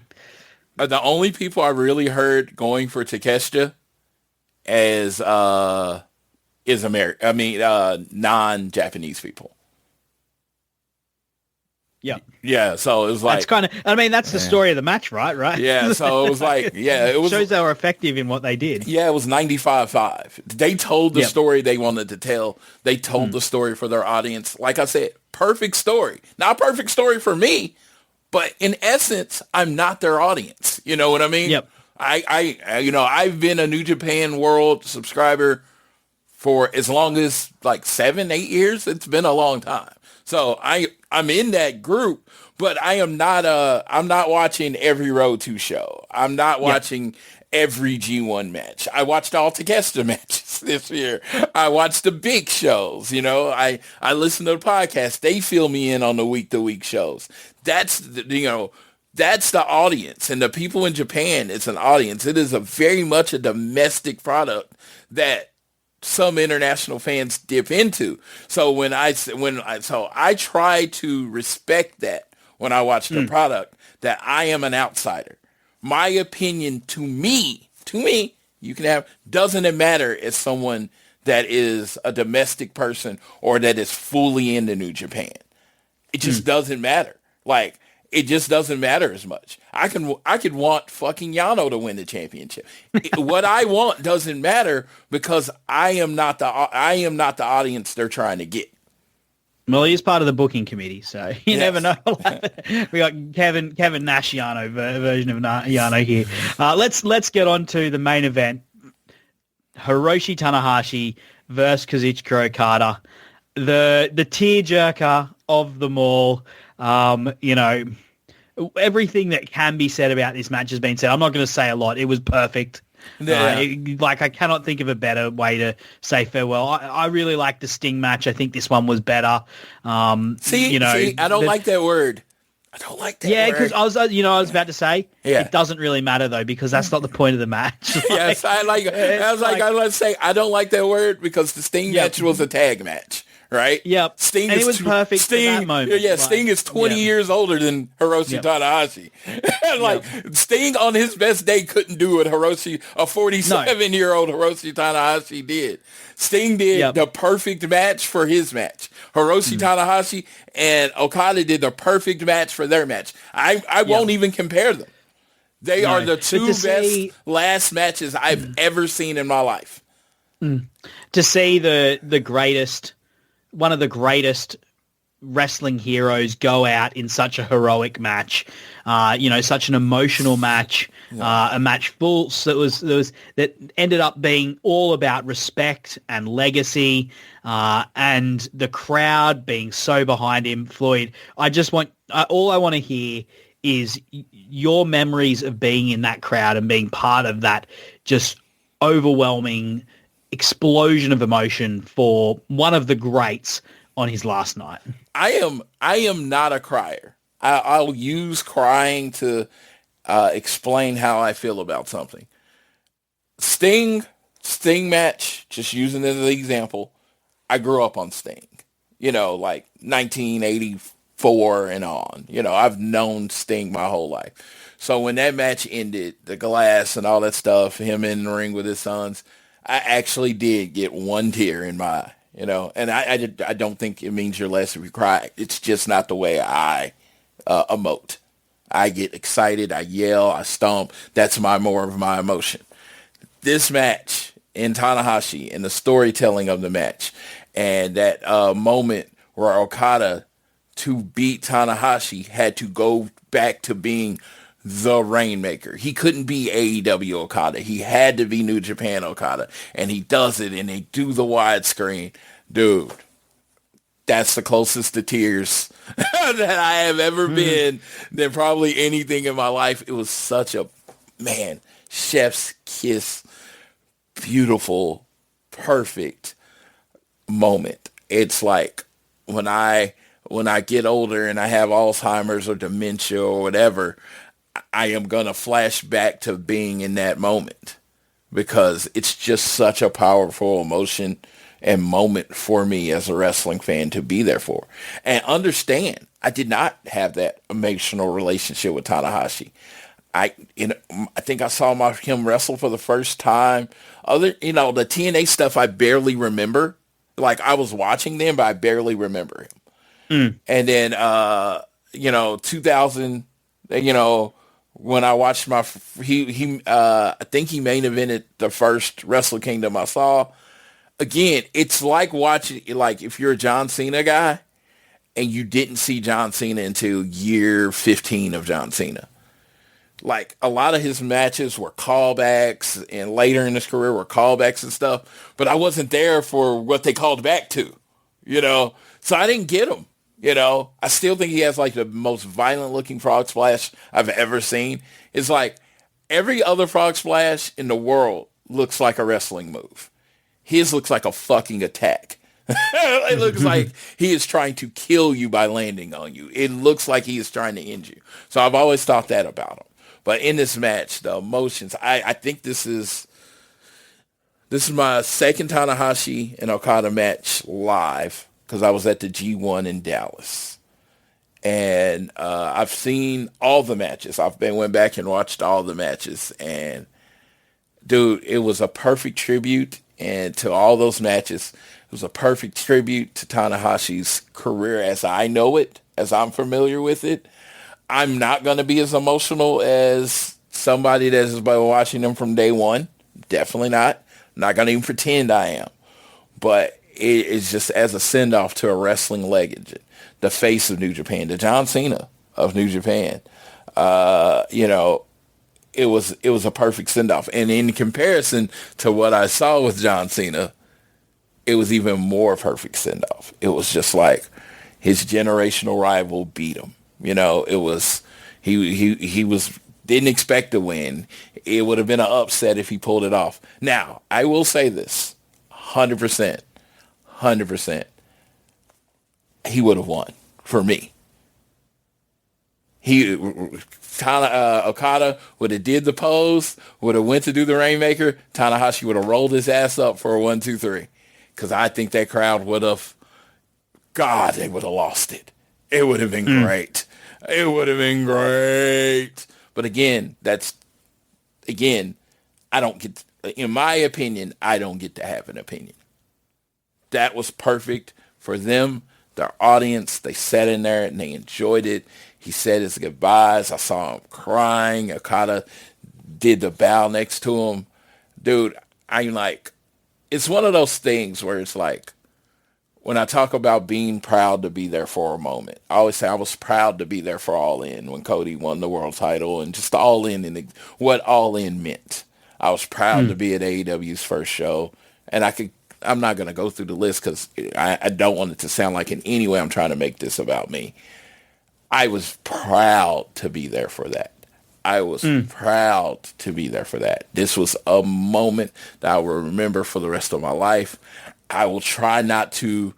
It's an I was there moment. And and people might not like it. I love I was there moments. I love when people are talking about a moment. I'll be like, I was there. Yeah. I like it. A lot of times when I go to shows, I want to see the show. I enjoy wrestling. I enjoy the beautiful art of professional wrestling. But a lot of times I want to say I was there. And when Tanahashi comes up in a retirement, I was there. So when Sting comes up, I was there. And if you asked me in 2015, 16, I don't remember when I saw my first Tanahashi match. And they'd be like, in 10 years, Tanahashi's going to retire. And John Cena's going to retire. Which match are you going to be at? It would have been no question. I would have been like, who? Of course I'm going to be John Cena. I don't even know who the other guy is. 10 years later, I'm at Tanahashi's retirement in Tokyo Dome. That's not a shout out to me when I say that. It's a shout out to Super J-Cast. Because everything I know about Tanahashi, they started. It's a shout out to Keepin It Strong Style. Everything I know about Tanahashi, they kind of finished. You know what I mean? It's a shout out to Social Suplex and Voices of Wrestling.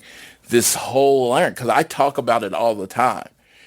Who I was as a wrestling fan in 2015 to who I am as a wrestling fan now in 2026 are almost completely different people because of the people I've brought that have come into my life since then.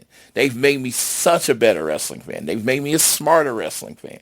They've made me have, like, it's like when you've been eating steak from the Sizzler. I don't know if you know that brand, or steak from a buffet all your life, and then somebody introduces you to like a Michelin star filet mignon. Your taste change. My tastes have changed over the last 10 years. I still like a little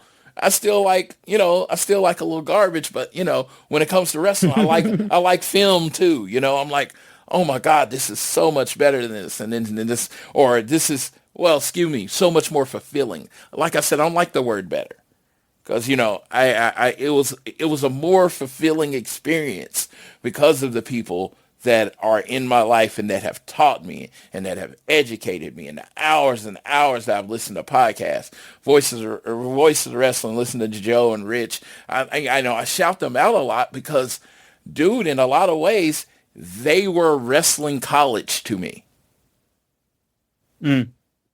I felt like I had reached my certain point, and I was like, man, I know everything about wrestling. I'm the smartest wrestling guy I know. And then I met people. Yep. And it was like, oh, no. Funny, the more I learn about wrestling, the more I feel like I don't know anything. Like I'm very hesitant these days to say like anything is the best ever, because I'm like, I just can't say that.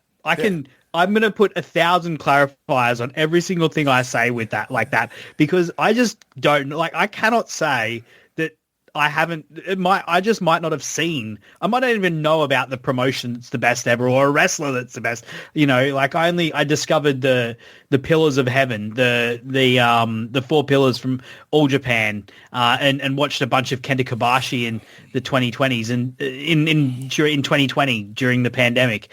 And before that, I would have, been like, oh, New Japan's where everything's at. And then I discovered, oh, there's this other company, All Japan, and in the 90s, in fact, they were probably even better. And, the more you learn, the more you realize you don't know everything. And, the more I experience, the more I learn, the more I want to experience, the more I want to learn. And when I say best and better, I always, if you listen to our show regularly, I always say it's based on my experience.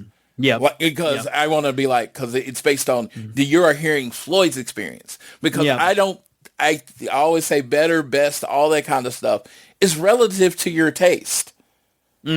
Again, like somebody's like The Godfather's the greatest movie of all time. I thought it was kind of boring. When Harry Met Sally is my greatest movie of all time, but that's based on my taste. Yeah. I'm not trying to be a film critic. I'm not, to date myself, I'm not trying to be Siskel Ebert. I'm not trying to be Dave Meltzer. I'm not trying to be the voice of what is good and what is bad. I'm just telling you what I like. And if you like it, great. If you don't like it, I understand that too. It's like, I'm not trying to tell you your taste is good or bad. I just like what I like. Yeah. To get back to this match, and talk about my experience, as I said, I was, typing away in the Discord for the Social Suplex, and the power of this match was that myself and one of the other guys started quoting back and forth the poem, "Don't go gently into the night, rage against the dying of the light." He wrote "Don't go gently into the night," and I just said rage, and then he said rage, and then we had to complete it with the against the dying of the light. Incredible match, just such an amazing match, with the emotion of it, how Tanahashi turned back the clock, the callbacks to Shibata and Nakamura, and how it came so close to getting the near fall, and you just so wanted the Ace to do it. And we were in the Discord just typing like, go Ace, do it, pin him, get him. And, he didn't, but it was, from Okada, what a performance by Okada. I talked about people owing Takeshita an apology. There's some people who owe Kazuchika Okada an apology as well, because, you know, this man, he came to make the night about Hiroshi Tanahashi and about celebrating and cheering this great hero of the company. You know, perhaps the second most important person that's ever existed in that company, you know, with the first being the person who started it. You know, so that's it's pretty hard to beat Inoki in New Japan. It's his company. I don't think anyone's going to surpass that. But, you know, Tanahashi, I don't think anyone's going to surpass him now at this point. And, you know, what a way for him to go out and the crowd, like you mentioned before, how the crowd was quiet, and that's sort of a trope that you hear about. I remember Nick Aldis a few years ago, he said like, oh, Japanese crowds, you know, they just don't make any noise. And it's like, no, they make lots of noise, but you have to earn it. You know, if in many ways, like, you know, as people say Japanese crowds are polite, in actual fact, they're actually very critical. And if you don't earn it, if you're Nick Aldis and you not suck at wrestling, but you're not as good at wrestling as you think you are, then maybe you're not going to get the rapturous applause that you get or you think you deserve. But, you know, you listen to the crowd in this, the inhalation and exhalation of air and sound when they were on their knees slapping each other and hitting each other, and the way the crowd like recognized every single one of the callbacks. They knew exactly what was going on. This is an educated crowd, a crowd that's bought in, a crowd that's so emotionally engaged, and a crowd that is there to cheer on their hero one last time. And, you know, he didn't win, but in some ways it didn't. Like you said, you would have had Tanahashi win. I was fine with the loss, but I really don't care. The point of the match was to celebrate Hiroshi Tanahashi and cheer him on one last time, and that's what everyone got to do. And it was beautiful. It was amazing. And that I 100% agree with. I thought, if you asked me how I felt about the show, 10 out of 10. Yeah. Because the reason I say 10 out of 10 is it built to the moment. You know what I mean? Sometimes there are early matches that steal the show. And that's great. But when you think about how the show is supposed to go, this match built from the beginning, moment, big moment, bigger moment, biggest moment, and it built to a perfect end. And 10 out of 10 show, 10 out of 10 experience. This is the only Wrestle Kingdom I go to. Man, it was a special one to be at. It was amazing. I took it all in. I watched all the curtain calls and all the people come out. I was hoping, and again, politics or whatever, but there's this little piece of me. I didn't even notice the whole Takeshita wearing Shinsuke's armbands. I didn't notice that. But I saw that afterwards. But when you get to it, and I was just hoping Nakamura could leave a video message or something, because I know how important that was to Tanahashi. But shit gets in the way. Life gets in the way sometimes. But the way they did it in the end, especially with Jay White, who I hadn't seen in a long time, coming out, and Ospreay coming out, it was... Oh, Ibushi hobbling to the ring. Oh my gosh. And you could see that meant a bit to Tanahashi as well. Yeah. That Ibushi was there. I'm not sure if you know or if listeners know, but like that's a really complicated situation. Seeing Kota Ibushi show up in New Japan after how acrimonious his exit was. Some people were saying maybe Kenny just snuck him out and he wasn't actually... Like he wasn't planned to be there, but they just kind of went with it anyway and said, damn the consequences. What are they going to do? Yeah. They're not going to fight Tanahashi. They can't fight Kota Ibushi or Kenny Omega. So let's just damn the consequences. And you could tell it meant a lot to Ibushi with how you could see the pain. I'm not sure if you could see this because you were absolutely. You were a fair way away from him, but like on the screen, he was in pain walking down. You could tell but he wanted to make it. He was like, I am making this freaking walk, and no one, I'm not using a cane, not using crutches. I'm making this fucking walk, and I'm going to go and salute my hero, my god. And you could tell it meant a lot to Tanahashi. And then, of course, you had Shibata coming down, rips off his shirt. They start slapping each other. And that's so awesome as well because, like, you know, that's the guy, one of the guys Tanahashi went through the dojo with. And it's like we get to lock up one more time in the ring and slap each other in the chest. And, you know, Naito as well, aura farming for, I think it was like 7 minutes or something, someone said. That he took to walk to the ring. I truly think so long. I truly think I fell asleep and woke back up before he got back. I was like, man, there is milking an entrance, and then there's what Naito did. Well, look, Naito would have been like, well, Okada got half an hour with Tanahashi, so I'm not asking that much more than Okada, right? Like, we're the peers. They came out with the GHC tag team belts. Yes.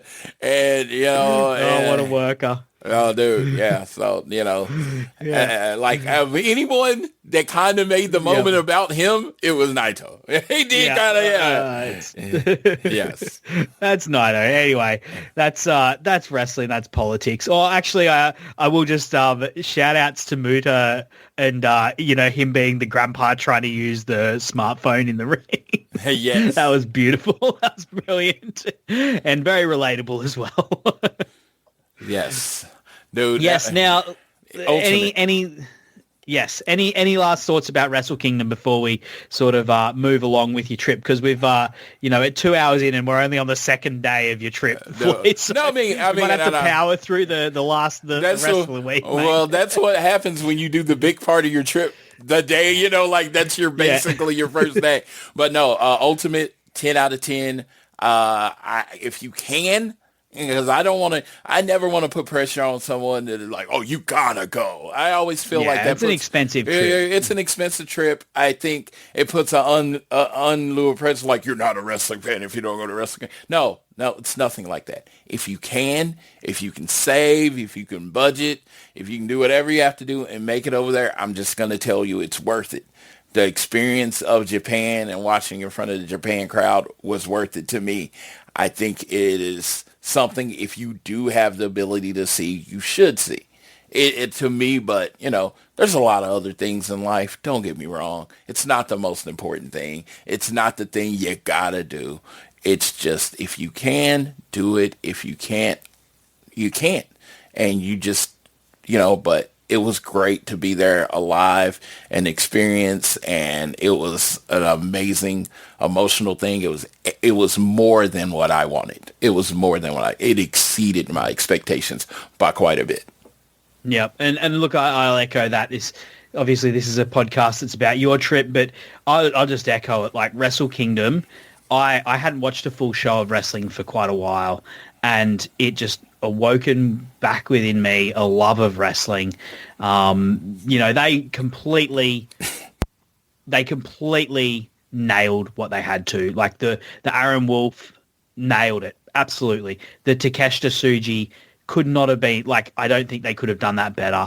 And the Tanahashi Okada farewell was just so beautiful. And then New Year's Dash, which you were at next, was also a fantastic show.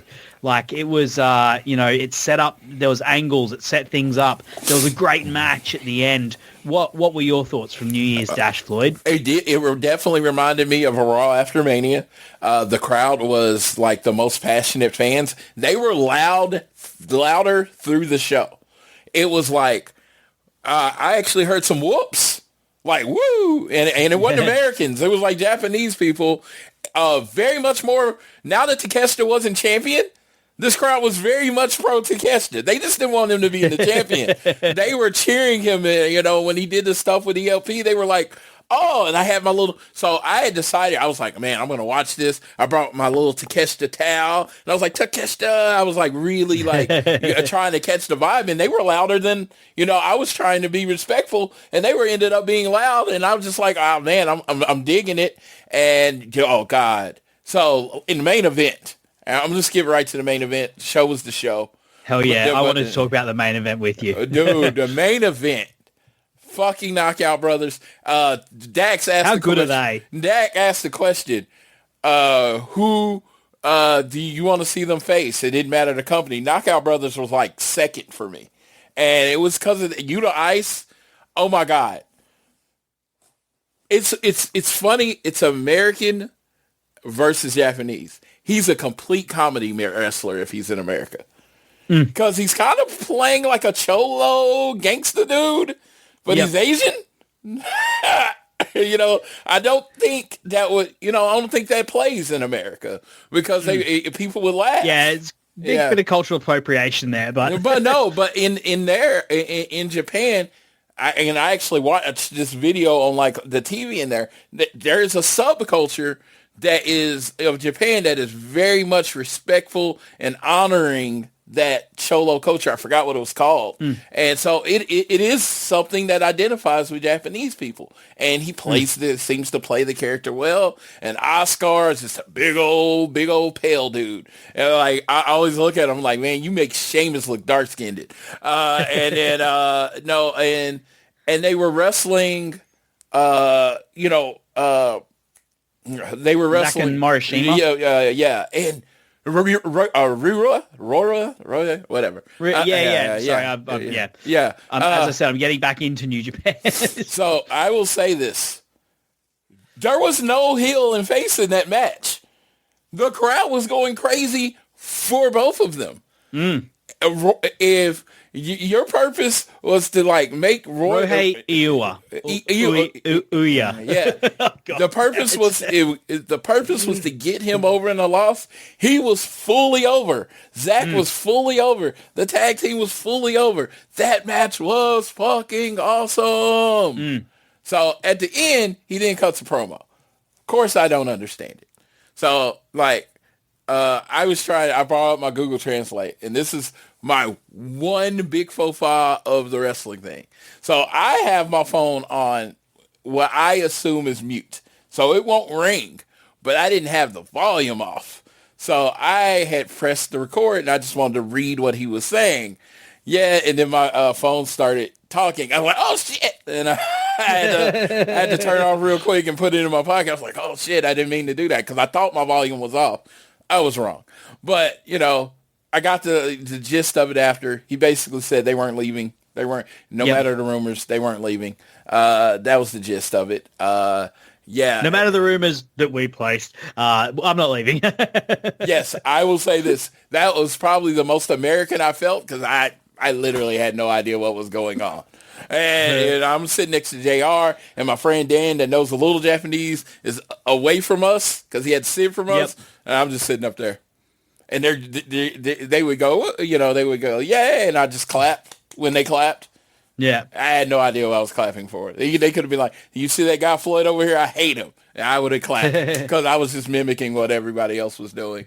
I got to see Issa. That was the first time I got to see Issa. Yep. She was one of the photographers. She was at the show. That was great. Before the show, I'm literally coming from downstairs. I buy this holographic Tanahashi poster. Will Ospreay's doing a signing. I get to see Walker Stewart. For those that might be listening to the show first time, Walker Stewart's from Oklahoma City. Yep. And his first show he ever called at a VFW hall in Oklahoma City, I was his color guy. Seriously? I did not know that. Yes. That is awesome. So, what happened to you, Floyd? You should be there with him, mate. Yeah, so You're doing this podcast? So I meet him, and he's one of the largest humans you'll ever meet. I meet him, and we sit down. And you're a pretty large human as well, Floyd. Oh, dude, he makes me look tiny. Yeah, microscopic. So we're sitting there at the show, and I've told the story a few times. He talks for the first time in his wrestling voice because I had only heard him talk in his regular voice. I turn around, I look at him, and the only thing I could compare it to is like if you were the first time someone heard like Ariana Grande or Mariah Carey sing. I hear this voice, and I look at him, and I was like, oh, God, you got a weapon there. You're going to go far. The dude's like 19 years old. I mean, he is fantastic. Yeah, dude's like 19 years old, right? And he makes it. And I always make sure this is clear. I had nothing to do with it. I just happened to be there for that moment. That, and we had called a few matches and shows together. He's a voice here in Oklahoma. And then the next thing I know, Walker Stewart's getting announced as the voice of New Japan in America. And I'm like, I thought it was another guy because he was so young. So congrats to him. And he did do was grinding. I guess any VFW hall, any, they put out those little, things where if you want to come to the seminar and learn how to get into wrestling, he was signing up for it. He was paying for it. This dude was starving. He wasn't just hungry. He was starving. I wish I had 1% of the drive that this man had on his own. He went to one of those things and got discovered there. Shout out to him. All of his success is his. Like I said, I know him. That's what I always tell people. That's my thing is I get to say I know him. But, everything he did is him. I just happened to be there for the first show. That is lucky because, I'm at a lot of places. So congratulations to Walker. All his hard work, how much deserved. I get to see, and he always puts me over. He always, says, dude goes to a lot of shows and all that kind of stuff. So shout out to Walker. Just like, I don't mean, I am proud that he is from the state. And I brought up this funny thing that he is an Oklahoman calling a Wrestle Kingdom, right? You think that's super rare, but he's the second one. That's interesting. What is the state that America? What is the state of America that's produced the most Wrestle Kingdom announcers? Oklahoma. Yeah. That's like what's one of the cities that has produced the most NBA number 1 draft picks? What city? I don't know. Melbourne. That's funny because Ben Simmons and who? Ben Simmons, Andrew Bogart, and Kyle Irvin. Kyrie Irvin, yeah. His dad was an ambassador or something and lived in Melbourne, so he was born there. Yeah. So Melbourne, hotbed of basketball. Melbourne, hotbed of puro wrestling is Oklahoma. You can't do American commentating in Wrestle Kingdom without somebody from Oklahoma. No, that's great. And New Year's Dash, as I said, I was really invigorated by Wrestle Kingdom. I was super excited to watch New Year's Dash, and I loved watching that not even just for the matches, but just for the goings on with it. And I'm really excited for the next New Japan show. So I was loving New Japan. I'm really into it right now. I did leave one thing out. After Wrestle Kingdom, we went to this place. It was called, I don't know what it was called. It was like a beef and rice place. And went there and we were eating, right? We were eating. Yep. And I don't know how I end up in these situations. It's amazing. So I'm coming out, I'm kind of cleaning myself off, and I look up. Will Ospreay and Alex Windsor are right there. And I say, hey, Mr. Ospreay. Now, I honestly had planned that if I saw somebody wrestling out in public, I was going to leave them alone. But just imagine this.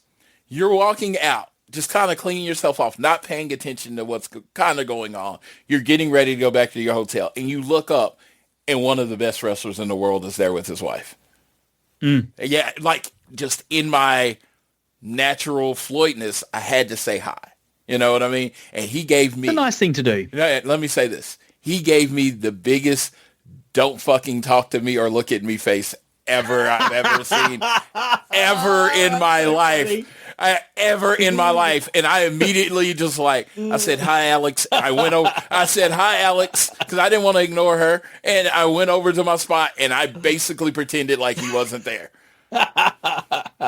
There you go. You heard it here first. Will Ospreay. Not only has he got beef with the young boy, now he's got beef with Floyd he has literally he has no beef with me because I have friends that are autistic and ADHD, and generally people coming at them suddenly like that they don't know takes them aback. Yeah. So I felt bad after that because I didn't mean to do that to him. You know what I mean? I put him in a very, no, I don't give people's, personal time and all that stuff. That's their personal time. I'm never going to get, if you don't want anything with me, I'm not going to get mad at you. I mean, young boy has his thing, and that's young boy's thing, and he has every bit of right to feel. I was literally in the room when he started going on that, and I'm like, I wake up and I look and I'm like, he recorded that. Okay.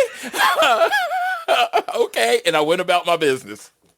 But no, me and young Will Ospreay, zero beef with me and Will Ospreay. He is who he is. He is who he is. And, like I said, I was shocked to see him, and he was probably shocked, that, big old black American was talking to him right then.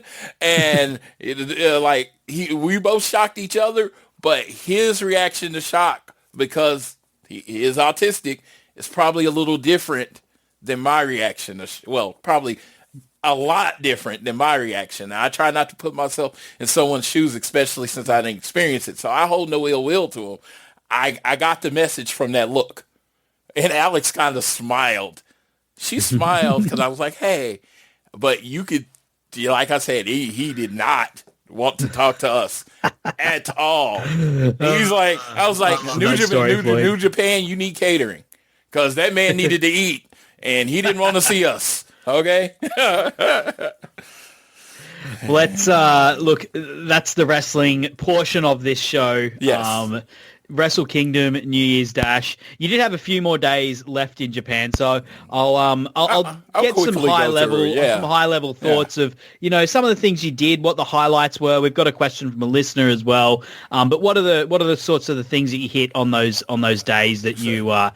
Because you would have had Tuesday, Wednesday, Thursday before you flew out on Friday. So Tuesday, JR and his wife went to Yokohama, so I kind of had a free day, and my goal was to go. I was going to go on a hop-on bus tour so I could see as much of the city as possible.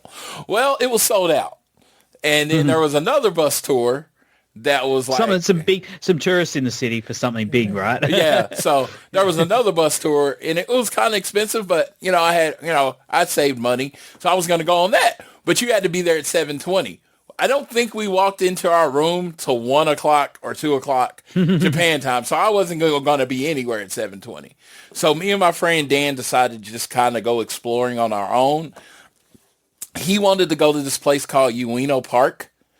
He had been studying Japanese, and I went with him. Like, again, I had never seen anything. So I went, and what I saw, it was like they had a zoo, and I took a lot of pictures, and they had this amazing, beautiful park. Now, I want to tell you, I don't know your experience in Australia, but in America, when I'm in this park, when I say this, I mean this. There was not one piece of trash on the ground. There wasn't like a cigarette butt. There wasn't a napkin. It was so clean, and it was so pretty. And then they had statues, and they had a president, and I can't remember what president it was, but it was a president that had served 8 years and then traveled around the world in like the 1800s. So this was before air flight was a thing. So that would have been probably the emperor, I'm imagining. Yeah. Yeah. So it was the president of America. That's what I'm saying. The president of America. Yeah. And I can't remember which president it was. I should have wrote it down. And it was like he had, was traveling the world, and he spent like a year in Japan, and they had like statues of him. And I think that's why America and Japan had that relationship where there's like a lot of English and stuff there. And so I took all these pictures of these gardens, and I saw this temple, and I took a picture of that, and I saw people praying. And then we were like, okay, well, I was like, okay, we're going to go to the Imperial Palace. Now, this is something I didn't do, because we were going to Imperial Palace, and I've talked about my size on here before. It takes a lot to get me cold, so I'm fine. But my friend, we get off at the Tokyo station, and we're like, the Imperial Palace, and he's like, I'm starting to get cold. I don't, he didn't want to walk around. He's very skinny. He's a very skinny human. His name's Dan. Very skinny human. He's like, I'm starting to get cold. And he's like, we can go there the next couple days. I didn't ever end up going. So we went to this thing called, Shibuya Parko, which is like a 6-story type mall. And we went to this, the 5th floor, I believe. And on the 5th floor was this game section. Now, this guy's really into gaming. But as soon as we get off, there's a Pokemon gaming center. There is like a Nintendo World, a Godzilla store, a Sega store, and all this kind of stuff. And we went around and I bought a lot of gifts for other people. I'm not a big gamer, so this is not my world. I bought a lot of Godzilla gifts, not my world, but I really got to see that and saw how commerce, and it's just like, America, wherever, commerce is king. Then we hit a Burger King. Great American, great Japanese restaurant there. Well, we wanted to see how the offer was, and they had like a mushroom burger. They had like fish options and all that stuff. I got a mushroom Whopper, and it was really delicious. And it was it's the same size of American. That people talked about the portions being smaller. It was the same size of an American meal. I got full, but the fries were small and the drink was small. But I was good. And we went to that mall, and then after the mall, where did we go? After you don't need to go into too many details. I can get into... Yeah, well, after the mall, I think we went back to the room, had some dessert, and kind of chilled. So I can tell you in Japan, and this is like what you come from, I have never felt blacker, fatter, blacker, fatter, or I forgot what the other one was, than I have in Japan. Because it was just like, I was getting stared at a lot. And, I heard some tourists, I don't want to speak ill of anybody, so I'm not going to say what type, but there is a group of people that kind of look like me over there that take advantage of like tourists and people in Japan. So as I was being told by Dan, they might have thought I was one of them, right? So whatever. Okay. Yeah. So I'm a big, big guy. So I was getting just looked at really, really hard a lot, and I was just like, okay. And again, I'm definitely respecting the culture. I'm not even trying to put myself over on that. It's like people. I was just trying to be quiet and not talk. And a lot of my energy is I will see someone, they'll be wearing something that I like, and I'll just start talking to them. That's who I am. That's how I've met so many people that I know. It's just I am when someone's I am the person that introduces himself and puts myself out there. So so when I was doing that, it was just I can't do that there. So it was just like I had to hold myself at a 4. And I don't know if you understand this. Keeping your personality in check like that was fucking exhausting. I was so tired. But let's move on. Yes, let's go on to. We've got some questions. We've got a question in. And I've got some other questions to sort of follow up. So this one was submitted through Twitter at JRO Jason R. He asked, best meal there.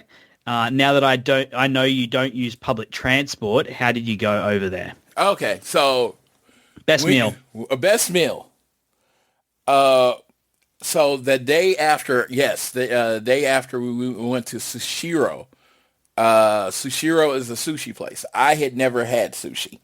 Yes, I was going to ask about sushi if you didn't mention it. So go. Yeah, I had never had sushi, and we went, and good Lord, I had JR order for me. I was standing next to him, but I had him put all the orders in because I didn't want to not order something based on my presumed conditions or whatever. And I had tuna, I had eel, I had a little bit of everything, and it was all amazing. I am a sushi guy now. My wife is very happy. Love it. Because I had told her no, and I told her, let me go to Japan, have sushi from the source, and then I'll decide if I'm a sushi guy. I am a sushi guy. Look, I'm going to be honest. Yeah. I've seen a map of America. I can see that Oklahoma is landlocked. Oceans around it. Yeah. I'm going to suggest the sushi you get in Oklahoma is not quite the same as the sushi you get in Japan. There's a bit of water around Japan, It's the sushi the fish to live in, Yes. Let me just say this. A lot of it is flown in every day. so it is much more expensive. So, and I mean, from what I understand, I'm going to try it, and I'm going to kind of throw out what the experience was, but it was delicious. I got to meet JR's mom for the first time. She was really cool. And man, and it was like, them people can eat. JR can eat. Like, I was full, and JR was like, I want this, I want this, I want that. I'm like, dude, where are you putting it? So shout out to Sushi's the kind of thing that catches up with you because it's so small. You think you can put away a lot of it, but there's all the rice and stuff in it, so you get real full on that stuff quick, I reckon. Yeah, it was very filling, and I enjoyed it. Now, the public transport question. I didn't know this about you, Floyd. You don't know you don't use public transport. I know America's not a country that invests heavily in public transport. Unless you're in New York under Mamdani getting it for free. So imagine Oklahoma City. The public transport system's not top class, so you don't use it. So it's completely. How'd you go? It's completely trash. I just drive. So no, in Japan, Google Maps. It was the greatest thing ever. It literally, it didn't just tell you what train to take. It told you what platform to get on. Shit, it told you what car to be in for the quickest exit. So honestly, if you know how to use Google Maps and just know how to put the location you want to go to the, from the location that you are, it's nothing. It was so easy. I was on and off. Nothing took that long to get to. It was about, kind of 45 minutes to an hour to get wherever you were. I was, like I said, I was outside of the proper Japan. I was out by Disney and the resorts. So it did sometimes take me longer, but to me, it felt like it made each location more direct. I would stay where I stayed again because it just seemed like I said, going back as a person that is a little older than the people I was traveling with, all the walking and stuff wrecked my body at the end of the day. So the fact that I could go back to the resort, comfortable bed, it had a hot tub, it had a swimming pool, I had all the food there I could want. I had my computer hooked up to the TV with HDMI, so I was watching American TV. I was good. Again, I rested more than someone, let's say, if you're in your 20s and 30s that would go. I'm in my 40s. I am not in great shape. So, like, at the end of the day, I was a little more tired than, let's say, a normal person or someone younger would be. Yeah. Another question I had for you, Floyd, is you're someone who you love your wrestling merch. I know you've got your wrestling shirts and you've got your, all your figures and everything as well, belts, all that sort of stuff. You're right into it. What merch did you get when you were over there? Dude, so I got this holographic Tanahashi poster. I got another Wrestle Kingdom poster. I got two Wrestle Kingdom shirts. I got a Takeshita shirt and bag. I ended up with two Takeshita towels. Or like the little towels that they hold up at the show. So I have two of those. Now I'm going to just find someone to give it to, the extra one too. I got a Tanahashi mug, Tanahashi keychain, program, Love it. So let me tell you, the biggest shirt they had was 2X, and they said it ran small. So the shirts that I bought are now my goal shirts when I lose weight. I can't even wear them right now, I was very excited, and I was just like, dude, I can honestly say they probably saved me about $400 American not having shirts that fit me. Because every shirt I bought ended up being a gold shirt. So I'm like, how many gold shirts do you want? So I only bought like 3 shirts, which again, the first time I went to WrestleMania, as contrast, I went to the WrestleMania store, I bought 42 shirts. So. Gosh. Again, you don't do things by half, mate. You do not do things by half. Dude, yeah, I brought home more souvenirs. I love it. Yeah, if you're gonna go on a trip like this, you got to go all in. you do it. Yeah, yeah. So to say this, if I travel in America for someone in America and they tell me to bring them back something, I'm like, you are free to travel there. I'm not going to spend all my time finding souvenirs. But in Tokyo, not everybody's going to make that trip. So anybody asked me for anything, I made sure I got it. And that I put a picture on Twitter, and it was my bed full of all the stuff I brought back. So that was It made me happy because they were trinkets and stuff, and I just wanted to like people know, hey, when I was in Tokyo, when I was halfway across the world, I was still thinking of you. And look, that sort of segues to my final question I had for you, Floyd. You put up a beautiful photo, or set of photos on the collage of photos on the Social Suplex Discord of all the people you met over there. You mentioned, of course, the Kiss Boys. You mentioned Super J Cast, the WeWork Stiff guys. Is there any just of the people that you met over there you want to shout out or give a mention to or anything from before we finish up here? So we met a Keepin It Strong Style fan, Kazuke, Suzuki. Maybe it's because it doesn't have as many N's as in, but we met him and he was really cool. He told us, he told the Keepin It Strong Style guys the difference between how Japanese people watch the product, and what they get from podcasts and and it was, I learned something with that, and it was just like, from what I understand, it's very much all they get is kayfabe news. They don't get the insider wrestling news that we get over there. And I think that, so kayfabe is protected even at a high level. So it shapes how they view the product, as in they just want their guy to win. It's not like, oh, this is the best for booking and blah, blah, blah.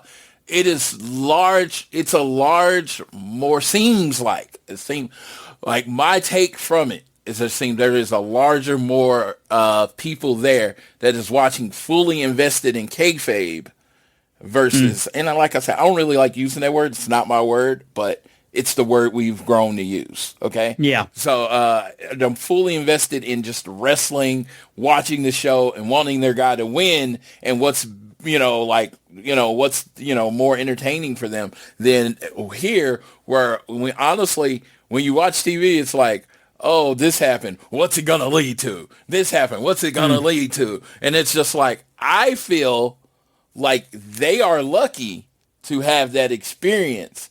Because with us, it's like I'm just having a conversation with a friend and I'm talking about what happened and what I think about what happened. And their first thing is, what's it going to lead to? Who's going to be the next guy? And it's just like, I don't really want to have that conversation yet. I want to talk about what we just experienced. I don't really want to talk about what it means for the future. But because of, how much insidery American fans are, that's the first thing we go to. So I do think I commend them for that over there, because I truly believe in this case, and this will be one time I feel like I'll use this word, it's a better experience.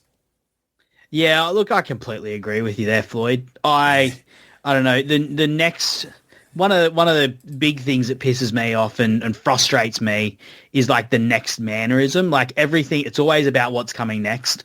Like we never sit in the moment and enjoy the moment. And I feel like wrestling in general is better when you can do that. Like, we saw watching Wrestle Kingdom, like so much of it was about just living in that moment of like getting to, because it didn't matter. Like what's next for Tanahashi? Nothing. We're not going to get to see him wrestle. So let's savor this moment. And I think wrestling would be better if we did that more often. If we had that mindset more often. I completely agree with you there, Floyd. That's a great reflection.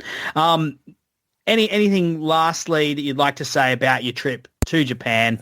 And before we wrap this thing up. Yes, when I left Oklahoma, 3 of my favorite wrestlers in wrestling, Takeshita, Cody Rhodes, and one of my new guys that I love, Obafemi, were all champions.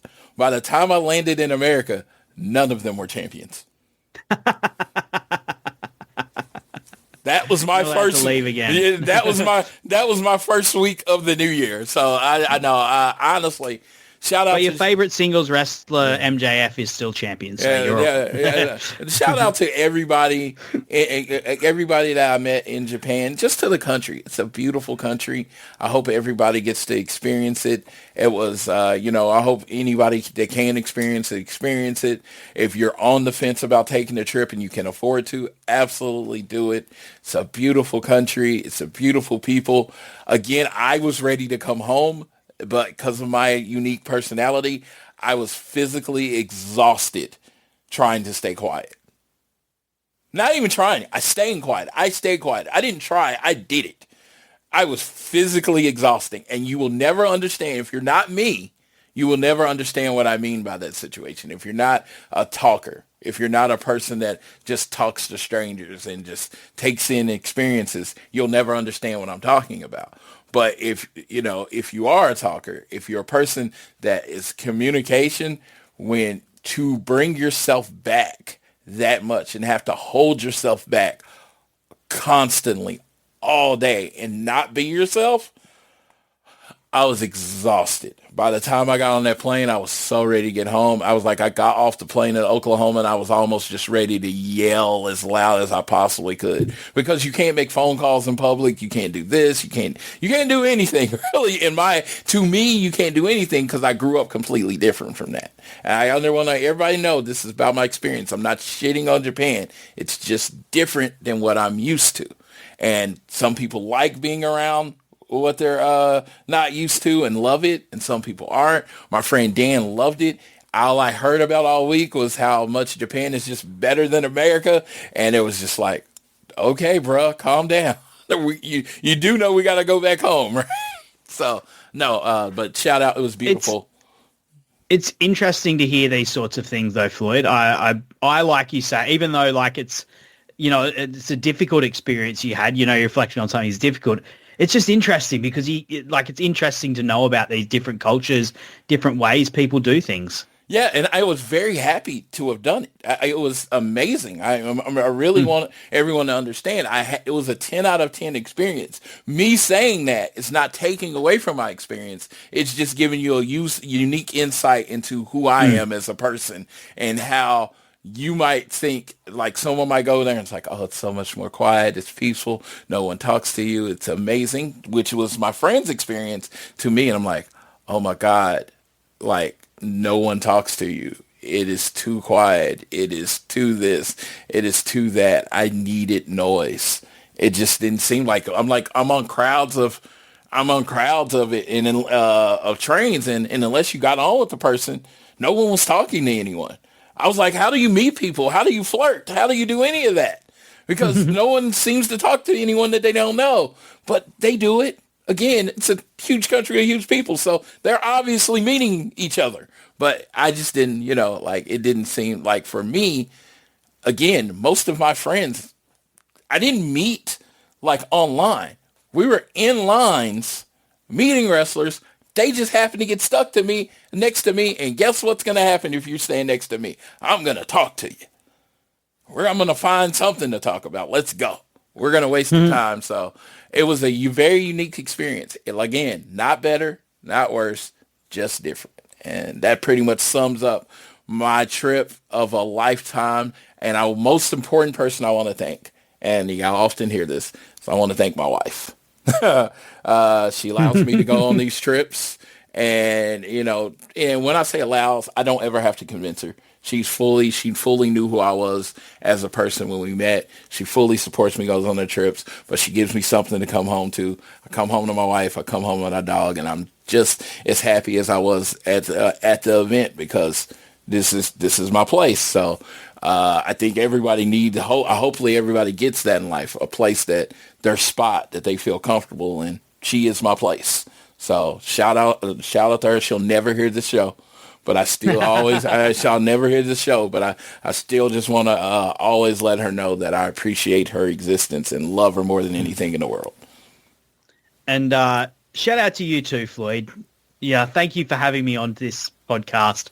I've really enjoyed kind of getting to sort of live vicariously through you a little bit, and then have this podcast, chatting back and forth in the DMs while you're over in Japan, and then having this podcast to sort of go over the trip in depth. It's been really fun, and I hope the listeners have enjoyed it as well. I know this is normally an AEW podcast, but I think this is a big enough thing that it's worth doing, and it's worth really deep diving into this trip. And I've really enjoyed talking to you about it, hearing your stories, hearing about the people you met, and talking about the wrestling you saw while you were over there, amongst all of the other things. So, yeah, look, I always appreciate having a good yarn with you, and this has been a really fun way to spend an evening. And yeah, thank you for having me on your podcast. Yes, and I appreciate you doing it. I didn't even know if you would say yes, and you said yes so immediately I was thrown aback, and I was like, oh, fuck yeah. And I was like, do you want to do it tonight? Yes, yeah, and I was like, I didn't have my headset in Japan, though. We would have probably recorded 10 minutes after I asked them. But thank you, Sam, for always being great. I thank you for doing your show and covering it, and you have become a great friend in this, and I thank you for doing this. My pleasure, mate. My pleasure. Do you want to take it out? Yes. Take it out for the night. All right. Well, it's New Year. Everybody's making their New Year's resolutions. Don't feel too much pressure to keep them. New Year's resolutions are a fun thing that we make every year, and it's just supposed to be a guide to help you start your year and everything. It's not supposed to put this undue pressure to complete yourself. Just, you know what? You can start on February 1st, March 1st, whatever. Change starts whenever you want to. I just wanted to throw that out there. So I wanted to leave you like I always leave you. Thank you, Sam. And whether it is home, work, or school, always do your best to be elite.